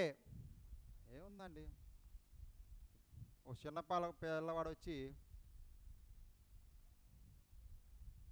ఒక మంచి చెప్పాడు అనుకోండి, అది తప్పే, నువ్వు తప్పే చేస్తున్నావు. ఆ మంచి చెప్పినప్పుడు అది అన్న నువ్వు అది చేసే తప్పు, బాబాయ్ నువ్వు చేసే తప్పు, అంకులు నువ్వు అది చేసే తప్పు అని చెప్పాడు అనుకోండి, అది తప్పే, సరిదిద్దుకో, లోబట్టం నేర్చుకోవాలి. కానీ ఇతర సలహాలు తీసుకోరు, ఇతరులకు లోబడటం, నేను పెద్ద, నాకు పెద్ద తరహా పీఠం కావాలి, అది మంచిది కాదు. దేవుని సన్నిధిలో, దేవుని బిడ్డలో ఉన్నప్పుడు నువ్వు పెద్ద, నేను చిన్న, నువ్వు వెనక, నువ్వు ముందు, నా తర్వాత నువ్వు, నీ తర్వాత నేను, అవన్నీ ఉండకూడదు. ఎందుకంటే ఆయన సంఘమునకు క్రీస్తు శిరస్సై ఉన్నాడు కాబట్టి ప్రభు మొదట 2, 3, 4, 5 స్థానాలు, చిన్న స్థానాలు, మొదటి స్థానం దేవునికి, తర్వాత స్థానాలన్నీ మనుషులకు ఉండాలన్నమాట. యేసు ప్రభువారు ఆయన అంతట వారే గెత్సెమనే తోటలో శిలువ యాగానికి ముందు శిష్యులను ప్రార్థన చేయమన్నాడండి. కొంత సమయానికి ముందు యేసు ప్రభువారు అంతట వారే గెత్సెమనే తోటలోనికి వెళ్ళి శిష్యులను ప్రార్థన చేయమన్నాడు. మీరు శోధనలో పడకుండా, మరి శిలువ మరణానికి ముందు ఆయన శోధన వచ్చిందని, వేదన వస్తుందని ప్రభు అడిగారు, మీరు కూడా ప్రార్థన చేయండి నా కోసమని. అంతేగాని నేను దైవ కుమారుణ్ణి అని ఆయన అనుకోవచ్చు. ప్రార్థన ఎందుకు చేయమన్నాడు మరి? ఆయన ఎంతో తగ్గింపు గుణం ఉంది యేసు ప్రభు వారిలో. శిష్యులు పాదాలకు అడిగారంటే ఎంతో తగ్గింపు, ఓర్పు ఉంది. పౌలు గారంట పరిచర్యకి వెళ్తూ ఉన్నప్పుడు నా కొరకు ప్రార్థన చేయండి. పౌలు గారు అంతటి ఆయన అంత దైవభక్తుడే, ప్రార్థన చేసే దెయ్యాలను ఎల్లగొట్టాడు. ఆయన చేతి గుడ్డలను పట్టుకున్నప్పుడు రోగాలు వదిలిపోయి అంతటి దైవజనుడే ఆయన శిష్యులతో చెబుతున్నాడు, నా కొరకు ప్రార్థన చేయండి అని చెప్తూ ఉన్నాడు. అయితే ఒకరి మీద ఒకరు ఆధారపడటం నేర్చుకోవాలి, అప్పుడే మన చేతులు పెనవేసుకొని పోతాయి. ఒకరి మీద ఒకరు ఆధారపడటం నేర్చుకోవాలి. అప్పుడంట సాతానుడు మన మీద విజయం సాధించలేడంటండి. సాతానుడు అంట ఒకరి మీద ఒకరు ఎవరైతే అందరూ కలిసి ఐకమత్యం కలిగి ఉంటారో సాతానుడు విజయం సాధించలేడు. ప్రార్థన అన్న, మా కుటుంబంలో ఈ సమస్య వచ్చిన ప్రార్థన చేయడం, అందరూ కూడా సహవాసంగా కూడి ప్రార్థన చేస్తే దేవుడు సహాయకుడిగా ఉండి మనకు సాతానుడు పారిపోతాడు.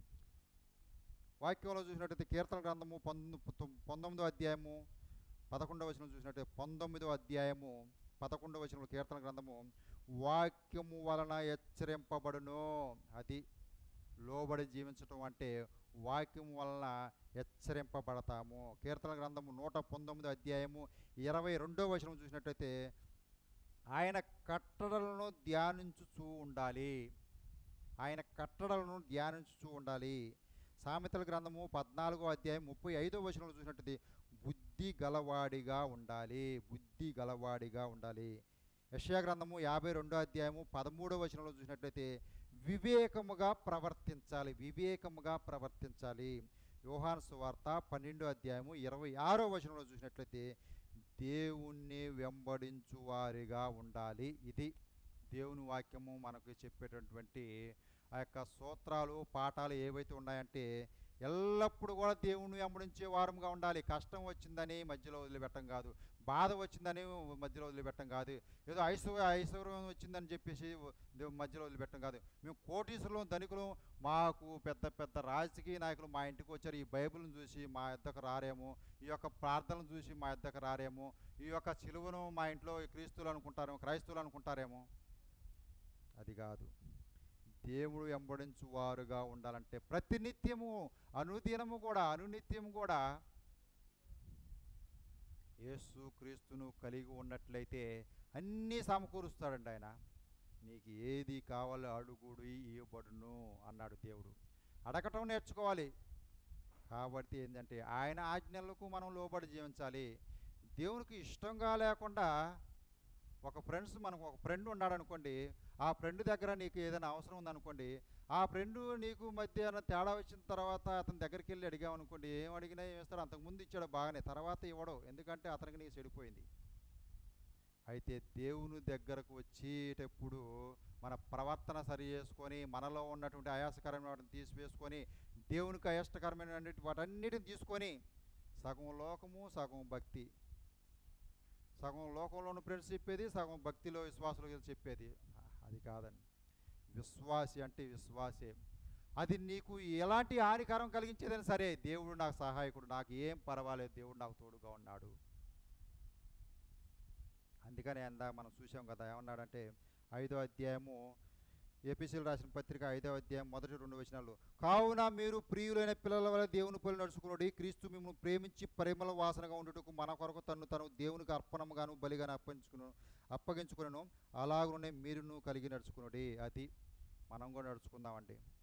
దేవుడు మన కొరకు ఆయన సిలువలో అప్పగించుకున్నాడు. మన పాపం కొరకే ఆయన సిలువలో బలి అయ్యాడు. మనలను నిత్యత్వంలో నడిపించడానికే ఆయన సిలువలో బలి అయ్యాడండి. అయినప్పటికీ మన ఇష్టానుసారంగా ఉండి, మన ఇష్టానుసారంగా ప్రవర్తించి, మన ఇష్టానుసారంగా వేయాల్సినటువంటి వేషాలన్నీ వేసినట్లయితే దేవుడికి ఇది ఆయన అప్పగించుకున్నటువంటి విధానం ఇంకెక్కడని చెప్పండి. ఆయన చేసిన త్యాగం ఎక్కడుంది? మిమ్మల్ని బట్టియే అని చెప్తూ ఉన్నాడు. మిమ్మల్ని బట్టియే దేవుని యొక్క నామం దూషింపబడుతుంది. వీరు క్రైస్తవులు కదని ఆహా ఓహో వీరు చేసే పద్ధతి అంతేలే అనుకుంటారు. ఆ విధంగా ఉండకూడదు. మీరును కూడా ప్రేమ కలిగి నడుచుకున్నది. ప్రేమతో దేవుణ్ణి ఆహ్వానిస్తూ, దేవునికి లోబడి జీవిస్తూ, ఆయన మార్గాలలో ఎల్లప్పుడూ కూడా తొట్టిల్లిపోకుండా ఉండాలని పరిశుద్ధాత్మ దేవుడు ఈ మాటలు మన కొరకు ఆశింపడుగాక. ప్రార్థన చేసుకుందాం అండి. పరిశుద్ధ ప్రేమ గల మా ప్రభువా, మహోన్నతుడా, సర్వాధికారి, సృష్టికర్త, సైన్యములకు అధిపతి యెహోవా, మారణ మా ప్రభువా, మార్పు లేనివాడా, మీకే స్తుతి స్తోత్రములు చెల్లించుకుంటున్నాం తండ్రి. అయ్యా, ఎల్లప్పుడూ కూడా తండ్రి నాయన మీతోనే, మీలో ఆశ కలిగి జీవించాలి తండ్రి. నా ప్రాణమా యెహోవాను సన్నిధించుము, నా అంతరంగమును సమస్తమా ఆయన పరిశుద్ధ నామమును సన్నిధించును అని చెప్పినట్టు ప్రభు, మీరు చేసిన మేలును మరవట్లేదు ప్రభా. యేసుక్రీస్తుగా నన్ను మమ్మల్ని ప్రభు ఈ లోకానికి వచ్చి రక్షించుకున్నారు. మీలో ఉండాలని ప్రభా తండ్రి. ద్రాక్షావల్లిని నేను, తీగలు మీరని మీ వాక్యం సెలవిస్తుందో ప్రభా. మీ వాక్యాన్ని ఆదరించండి, హెచ్చరించండి తండ్రి. 30 60 100 ఫలింప చేయండి ప్రభా. మీలో ఎదగాలి, ఫలింపాలి ప్రభా తండ్రి. ఫలించిన ప్రతి చెట్టును నరికి అగ్నిగుండంలో పడేస్తారని మీ వాక్యం సెలవిస్తుంది ప్రభా. అలాగునా మేము ఉండకుండా ప్రభా, మీతోనే ప్రభా ఎదిగి ఒదుగుతూ ప్రభా తండ్రి నాన్న, తగ్గింపు కలిగిన గుణంతో ప్రభా, సాత్వికంతో ప్రభా తండ్రి అయా మీలో ప్రేమ కలిగి తండ్రి నడుచుకుంటూ మాకు నేర్పించి ఆశీర్వదించమని యేసుక్రీస్తు పరిశుద్ధ నామములో అడిగి వేడుకుంటున్నాం మా తండ్రి. ఆమేన్.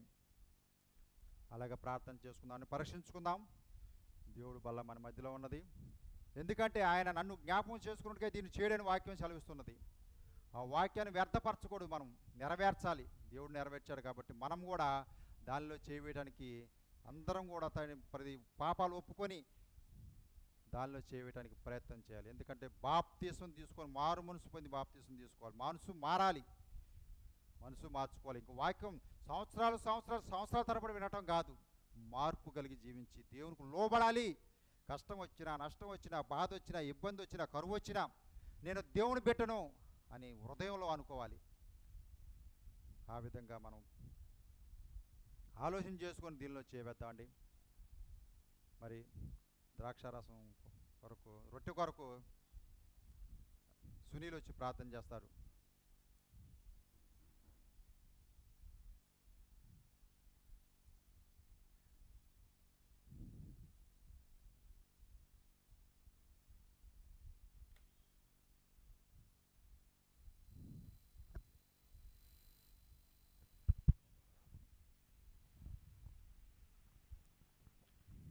రాజులకు రాజా, ప్రభులకు మీకే స్తుతి స్తోత్రములు తండ్రి. నిన్న నేడు ఏకరీతిగా మమ్మల్ని కాచి కాపాడేవు తండ్రి. మీ నామంకి ఘనత తండ్రి. రాజా, ఈరోజు తండ్రి పరిశుద్ధులను తండ్రి మీ యొక్క సన్నిధిలో గడపడానికి ఇచ్చిన ధన్యత బట్టి స్తోత్రములు తండ్రి. మేము ఒక చిన్న వందగా తండ్రి కూడి మీ నామం గణపరచుటకు ఇచ్చారు తండ్రి. మేము తండ్రి మీ యొక్క నామం ద్వారా తండ్రి మిమ్మల్ని గణపరచుటకు తండ్రి మీరు ఎంతో తండ్రి మీ నామం కొరకు తండ్రి మేము ప్రయాసపడుతున్నాం తండ్రి. మీ నామంకి మహిమ కలుగుగాక తండ్రి. రాజా, అలాగే తండ్రి వచ్చిన వాళ్ళందరి పాటు ప్రార్థన చేసిన వాళ్ళందరినీ మీరే దీవించండి తండ్రి. అలాగే తండ్రి మారుమనసు హృదయాన్ని వాళ్ళందరికీ దయచేయండి తండ్రి. అలా ఇంకెవరైతే తండ్రి వారు ఇంకా మారలేదో, మీ యొక్క రాకడ సమయం వస్తుందని తెలిసి కూడా మారలేదో వాళ్ళందరి పట్ల ప్రార్థన చేస్తున్నాం తండ్రి. వారందరూ త్వరగా మారి మీ యొక్క రాకడ సమయం ముందే మారుమనసు హృదయాన్ని పొందేలాగానే మీ కృప దయచేయండి తండ్రి. అలాగే తండ్రి రొట్టె తీసుకుంటుండగా తండ్రి మీ నామం తండ్రి ప్రతి ఒక్కరు మారుమనసు హృదయం ద్వారానే తీసుకునేలా మీ కృప దయచేయమని ప్రభువైన యేసుక్రీస్తు ప్రార్థన చేసి స్తుతించి బతిమాలు వేడుకుంటున్నాం తండ్రి. ఆమేన్.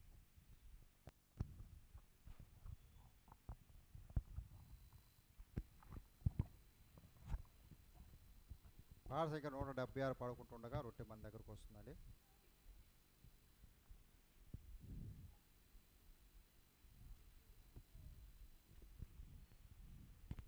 అర్పించేదను హృదయమును క్రీస్తేసుని పాద సన్నిధి, అర్పించేదను హృదయమును క్రీస్తేసుని పాద సన్నిధి. నిర్మలుడేసుడు నిత్యుడాయనే సత్య స్వరూపుడు ప్రేమమయుడు. అర్పించేదను హృదయమును క్రీస్తేసుని పాద సన్నిధి. పాప పంకిలా హృదయమును పరిశుద్ధపరచెను తన రక్తమున్.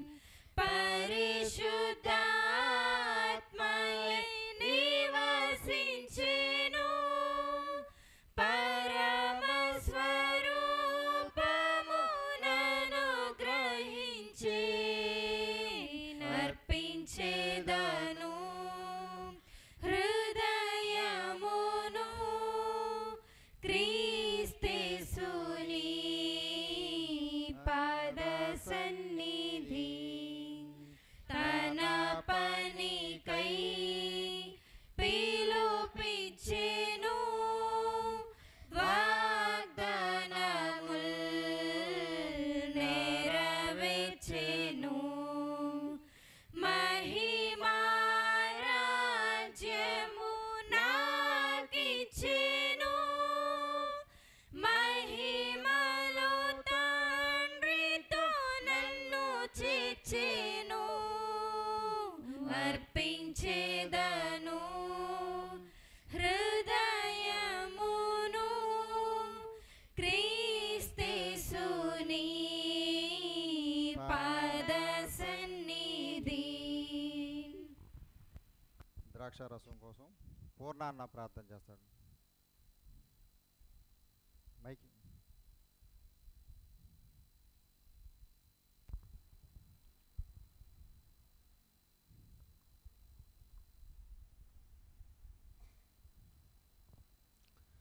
పరలోకమందు నా తండ్రి, మహోన్నతుడా, ఘనమైన నా తండ్రి, సర్వశక్తి సంపన్నుడా, సర్వాధికారి, సర్వసృష్టికర్తవగు దేవా, నీ నామానికి వందనాలు ప్రభా. మీ ప్రియ కుమారుడైన నా ప్రియ రక్షకుడైన యేసుక్రీస్తు ప్రభువారిని నా తండ్రి మరి ఈ లోకానికి పంపించి నా కోసం మా కోసం నా తండ్రి ప్రాణం పెట్టి సిలువ మరణం పొందినంతగా నా తండ్రి ఆయన యొక్క రక్తాన్ని కార్చి ఇగో ప్రభా మా కోసము నా తండ్రి ఈ యొక్క ద్రాక్షారసాన్ని సిద్ధపాటు చేసి ఈ విధానాన్ని బట్టి నీకు వందనాలు ప్రభా. ఇగో నా తండ్రి ఆనాడు ప్రభా నన్ను జ్ఞాపం చేసుకున్నట్టుగా దీనిని మీరు చేయుడని నా తండ్రి ఈ యొక్క ద్రాక్షారసమును ఆస్వాదించి మా కోసము మీరు చేసిన ఏర్పాటును బట్టి నీకు వందనాలు ప్రభా. ఇగో నా తండ్రి మా యొక్క జీవితాలను మార్చండి, మా యొక్క పరిస్థితులను మార్చండి ప్రభా. పూర్తి విశ్వాసంతో ప్రభా మిమ్మల్ని కొనియాడబడి మీకోసము నా తండ్రి జీవించులాగున మా యొక్క ఆత్మను సిద్ధపాటు చేసుకొని ఇక ప్రభా జీవించుటకు మీ సహాయం దయచండి ప్రభా. విశ్వాసులైన అందరినీ ప్రభా మీరు జ్ఞాపం చేసుకోనండి ప్రభా. మరి ఈ ద్రాక్షారసము మా యొక్క ఆరోగ్యానికి, మా శరీరాలకు, అలా ప్రభా మా ఆత్మలు కూడా బలాన్ని సమకూర్చమని, మీ యొక్క శక్తిని ప్రభా మా అందరికీ దయచేయమని, తద్వారా నా తండ్రి మిమ్మల్ని తెలుసుకొని మరింతగా ఇంకా ముందుకు వెళ్ళుటకు నా తండ్రి నీ యొక్క నామంలో బలపరచమని మీ ప్రియ కుమారుడైన మా రక్షకుడైన యేసుక్రీస్తు పరిశుద్ధ నామమున అడిగి వేడుకుంటున్నాం నా తండ్రి. ఆమేన్. పాట సంఖ్య 33 పాడుకుందాం అండి. ద్రాక్షారసం మీ దగ్గరకు వస్తుంది. ఇమ్మానుయేలు రక్తము పైనయుటగు ఓ పాపియందు మోన్గుము పాపంబు పోవును యేసుండు నాకు మారుగా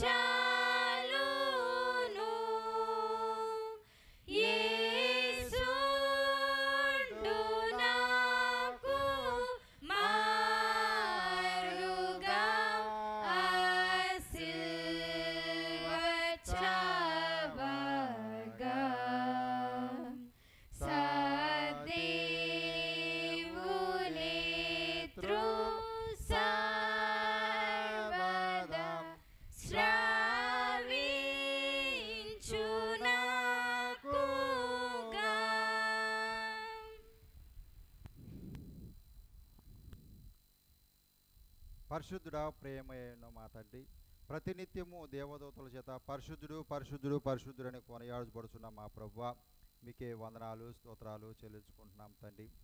అయ్యా, మీరు నిజమైన దేవుడు తండ్రి నాయన, మీరు తప్ప మాకెవ్వరూ లేరు ప్రభువా తండ్రి. యెహోవా మా ప్రభువా, ఆకాశములలో నీ మహిమను కనపరచువాడా, భూమి అందంతటి నీ నామం ఎంతో ప్రభావం గలదు ప్రభా. మీకే స్తుతులు స్తోత్రాలు చెల్లించుకుంటున్నాం తండ్రి. అయ్యా, యేసుక్రీస్తు ద్వారా నన్ను మమ్మల్ని ప్రభా రక్షించుకున్నారు. వందనాలు స్తోత్రాలు చెల్లించుకుంటున్నాం తండ్రి. మీరే మా దేవుడు తండ్రి. అయ్యా, మీరు ఇప్పటి వరకు మీరు చేసినటువంటి నాన్న ఈ యొక్క తండ్రి మీరు చేసినట్టు మీరు చూపించిన కృపను బట్టి వందనాలు ప్రభా. అయ్యా, మాకు తోడుగా ఉన్నారు ప్రభా, వందనాలు తండ్రి. మీ తోడు మాకు కావాలి ప్రభా నాయన. మీకే స్తోత్రాలు చెల్లించుకుంటున్నాం తండ్రి. అయ్యా, ఈ బలలో ఎవరైతే అయోగ్యంగా చేయి వేసి ఉన్నారో ప్రభా తండ్రి, వారి అయోగ్యతను ప్రభు వారు తెలుసుకొని దీనిలో నాయన ఇష్టపూర్వకముగా యేసుక్రీస్తును హృదయంలో నాయన వారు హృదయంతో ఆనుకొని చేయి వేయటానికి నాయన వారికి ప్రేరేపణ దయచేయమని ఈ పాదాలు బట్టి వేడుకుంటున్నాను తండ్రి. చేయి వేయలేక ఎవరైతే ఉన్నారో ప్రభా, వారిలో నాయన వారికి అడ్డుగా ఉన్నటువంటి ప్రభువా తండ్రి, వారి గోడలన్నీ నాయన పగలగొట్టేసుకొని ఈ మారు మనసు పొంది బాప్తీసం తీసుకొని యేసుక్రీస్తు నాకు కావాలని వారు తండ్రి నాయన పరిశుద్ధాత్మతో రగిలింపబడి దీనిలో చేయవేటుకు మీ కృప అనుగ్రహించమని ఒక తరుణం దయచేయమని మీ పాదాలు పట్టి పెట్టుకున్నా తండ్రి. యేసుక్రీస్తును అంగీకరించి యేసుక్రీస్తుతో నాయన ప్రేమ కలిగి జీవించిన వారు నాయన చేయవేసిన వారిని జ్ఞాపకం చేసుకుంటున్నాం. వారిని మీరు అక్కడ పర్యాంతరం వరకు నాయన మీ కృప దయచేయమని మీ పాదాలు పట్టి పెట్టుకుంటున్నాను తండ్రి నాయన. అయ్యా తండ్రి, మేమందరం కూడా ప్రభా మరలా తండ్రి మరొక సమయం మీలో కలుసుకునేందుకు మీ కాపుదలు దయచేయండి ప్రభా. ఈ సమయాన్ని ప్రభా తండ్రి ప్రియులు తీసుకొచ్చినటువంటి కానుకలు ఆశీర్వదించండి ప్రభా. మీ కృపా కాపుదల మీ దీవెనలో ప్రభా మాపై కుమ్మరించమని యేసుక్రీస్తు పరిశుద్ధ నామములో అడిగి వేడుకుంటున్నాము మా తండ్రి, ఆమేన్. పాట సంఖ్య 227 పాడుకుంటూ ఉండగా మనం దేవునికి కానుకలు సమర్పించుకుందామండి. పాట సంఖ్య 227. నీ ధనము నీ ఘనము ప్రభు యేసుదే, నీ దశమా భాగము నీయ వెనుదీతువా వెనుదీతువా. ధరలోన ధనధాన్యములనీయగా కరుణించి కాపాడి రక్షింపగా, పరలోకనాదుండు నీకీయగా మరి యేసు కొరకీయ వెనుదీతువా. నీ ధనము నీ ఘనము ప్రభు యేసుదే, నీ దశమా భాగము నీయ వెనుదీతువా వెనుదీతువా. పాడి పంటలు ప్రభువు నీకీయగా, కూడు గుట్టలు నీకు దయచేయగా, వేడంగ ప్రభు యేసు నామంబును గడువేల ప్రభుకీయను క్రైస్తవా. నీ ఘనము నీ ఘనము ప్రభు యేసుదే, నీ దశమా భాగము నీయ వెనుదీతువా వెనుదీతువా. సంఘానికి తెలియజేయాల్సిన విషయాలండి. మరి ఈరోజు సాయంత్రం 5 గంటలకు సండే స్కూల్ ఉంటుంది. అదేవిధంగా 6:15 గంటలకు యవనస్తుల కూడికి కూడా మరి ఆన్లైన్లో మరి జీలుబాబు గారు మనకు వాక్య బోధ చేస్తారు. మరి ఎంతో ప్రయాసతో వాక్య బోధన అందించడానికి ఆన్లైన్లోకి వచ్చి ఎంతో ప్రిపేర్ అయ్యి చెప్పడానికి ముందుకు వస్తున్నారు. కాబట్టి రావడానికి అనేకులు ప్రయత్నం చేయండి. ఎందుకంటే దేవుని వాక్యం వినటం వల్ల దేవుని వాక్యంపై ఆశ ఎంత ఉన్నదో దానివల్లనే మనకు తెలుస్తుంది. చెప్పాను కదా, 5,500 మెట్లు దాటి 50,000 మెట్లు ఎక్కాలని చెప్పాను కదా. 50,000 మెట్లు దేవుని సన్నిధి అక్కడ ఉంది. మనం వెళ్ళాలంటే అక్కడికి పరిగెత్తాలి, మరి తప్పదు. ఎందుకంటే మన దేవుడు మన కొండల మీద గుట్ల మీద కూర్చుని ఆయన కాదనుకోండి. అలా చెబుతున్న అంతటి భారం అనకూడదు దేవుని వాక్యాన్ని. అంతటి ప్రయాసతో అంతగా పరుగెత్తుకుంటూ రావాలని అర్థం. ఎంత దూరమైనా సరే దేవుని వాక్యాన్ని వినటానికి రావాలని దాని అర్థం. మరి అందరూ కూడా మీ ప్రార్థనలో స్వర్ణకుమారి గారు అక్క మరి ఆమె ప్రభు నందు మరి ప్రభు పిలుచుకున్నారు కాబట్టి ఆ కుటుంబానికి దేవుడు మరి ఓదార్పునివ్వాలని అందరూ కూడా మీ మీ ప్రార్థనలో, వ్యక్తిగత ప్రార్థనలో జ్ఞాపకం చేసుకోండి. మరి రేపు బుధవారము వారు ప్రార్థన మరి మెమోరియల్ సర్వీస్ పెడుతున్నారు, 10 గంటలకు తణుకులో పెడుతున్నారు. కాబట్టి మరి ఎవరైతే వస్తారో అందరూ కూడా మరి రావడానికి ప్రయత్నించిన అందరికీ చెప్పారు అక్క రామని, అందరినీ రమ్మన్నారు. మరి బస్సులు కన్వీనియంట్ ఉంటాయి. మరి ఆడవాళ్ళు అయితే ఫ్రీ బస్సు ఎలాగో ఉంది కాబట్టి ఎక్కువ మంది రావడానికి ప్రయత్నం చేస్తారని నేను అనుకుంటున్నా. మరి ట్రైను 6 గంటలకు, ట్రైన్ అయితే 6 గంటలకు ఉందండి. రత్నాచల్ ఉదయం 6 గంటలకు 3, 4, 5 ప్లాట్ఫామ్ పై ఉంటుందని చెప్పారు. 3 కానీ 4 కానీ 5 కానీ చూసుకొని ట్రైన్ అయితే హ్యాపీగా మరి ఎక్కువగా ఇబ్బంది లేకుండా రావచ్చు అనమాట. ట్రైన్ రావడానికని రాసేది. నేనైతే ట్రైన్కి వెళ్దామని అనుకుంటున్నాను. మరి రత్నాచల్లో ఎక్కితే మాత్రం ట్రైను తాడేపల్లిగూడెంలో దిగాలంట. అక్కడ దిగి మరి పైడిపల్లి అనేటువంటి ఊరు, అక్కడ దాని పక్కనే సోనోవిజన్ అపార్ట్మెంట్ పక్కన అక్క వాళ్ళ ఊరు, ఆటో ఎక్కాలంట. అక్కడికి ఎక్కి ఆడ నుంచి తాడేపల్లిగూడెం దిగి ఆటో ఎక్కితే ఈ అడ్రస్ చెప్పినట్లయితే వారు అక్కడికి తీసుకెళ్తారు. మరి ఎవరో ఒకరు ఉంటారు కాబట్టి ఫోన్ చేస్తే ఆ ఫోన్ వాళ్ళు వచ్చి రిసీవ్ చేసుకోవడం జరుగుతుంది అనమాట. అది సంకార్యక్రమాలు. వచ్చే ఆదివారం యథావిధిగానే ఇక్కడ 9 గంటలకు, మరి వించిపేటలో 9 గంటలకు ఆరాధన జరుగుతాయి. బుధవారము బైబిల్ క్లాసు. మరి ఈరోజు రేపు వచ్చే బుధవారము లేదు, ఎందుకంటే మరి అక్క వాళ్ళ ఊరు వెళ్ళటం జరుగుతుంది కాబట్టి మరి శుభధీర్ అన్నయ్య వస్తానన్నారు. మరి మేము కూడా వెళ్తున్నాం కాబట్టి ఆ రోజు బుధవారం క్లాసు బైబిల్ క్లాసు జరపబడటం లేదు. అందరూ ప్రార్థనలో జ్ఞాపం చేసుకోండి. ఈరోజు మరి కార్యక్రమాలు ఉన్నాయి. మరి జీలన్నయ్య ఆన్లైన్కి వచ్చి వాక్య బోధ చేస్తారు. అందరూ కూడా రావడానికి ప్రయత్నం చేయండి. అందరు కుటుంబాల గురించి ప్రార్థన చేయండి. లాస్ట్గా మరి సాత్వికాన్ని వచ్చి ప్రార్థన చేస్తారు. ఆశీర్వాదంతో కూడుకుని ముగించుకుందాం.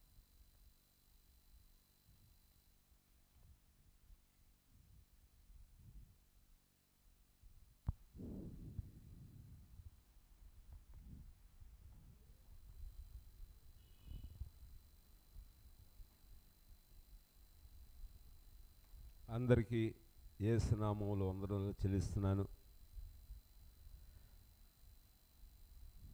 ఈరోజు యేసన్నతో దేవుడు మాట్లాడిన విధానాలు బట్టి దేవునికి వందనాలు చెల్లిద్దాం.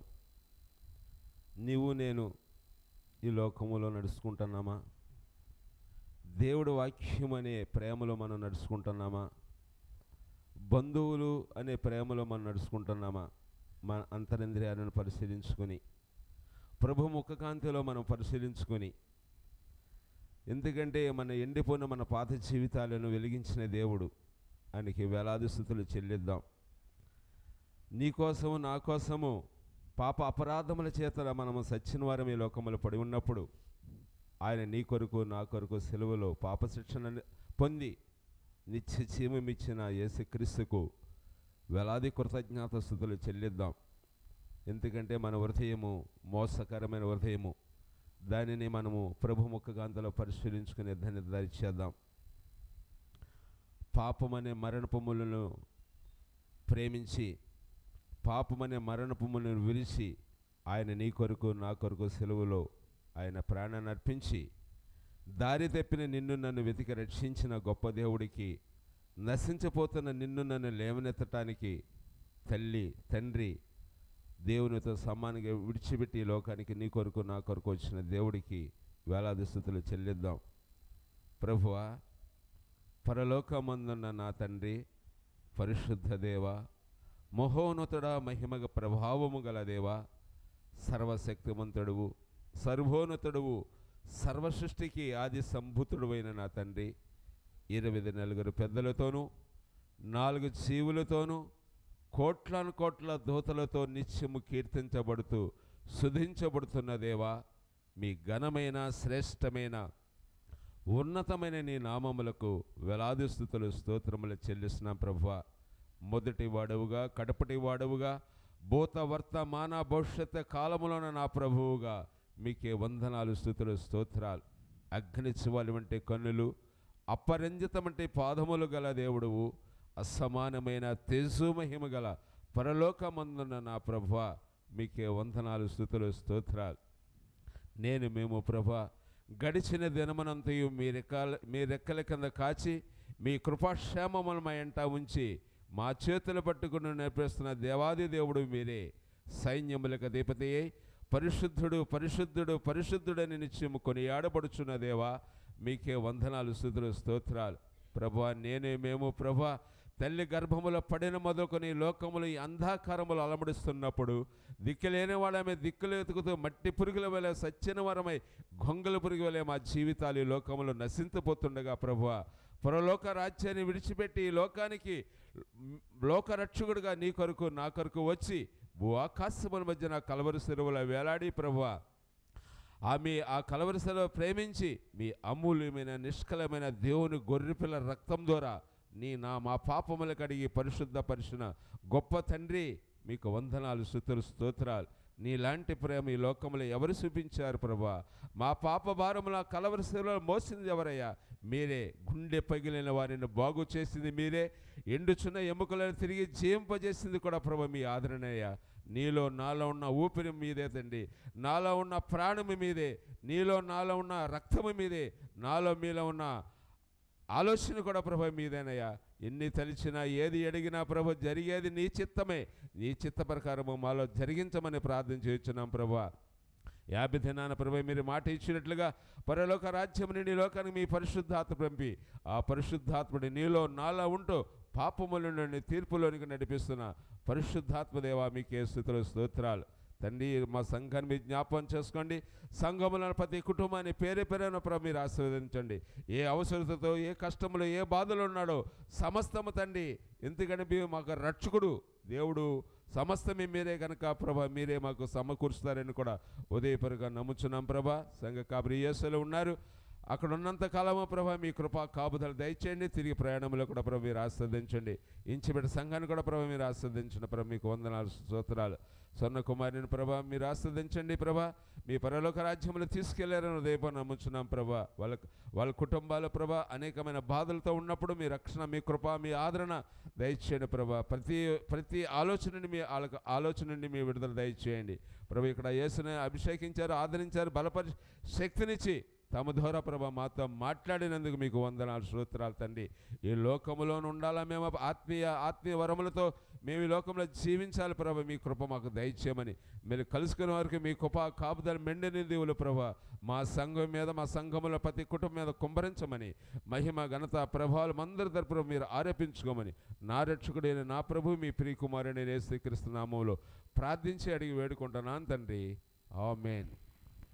మన ప్రభువైన యేసు క్రీస్తు యొక్క కృపయును దేవుని యొక్క ప్రేమయును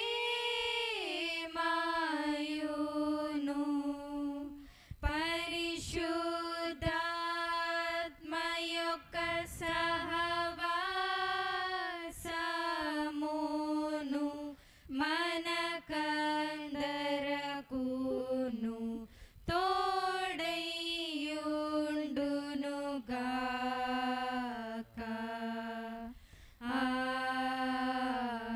ఆమేన్. అందరికి వందనాలండి. కూడిక ముగిసింది.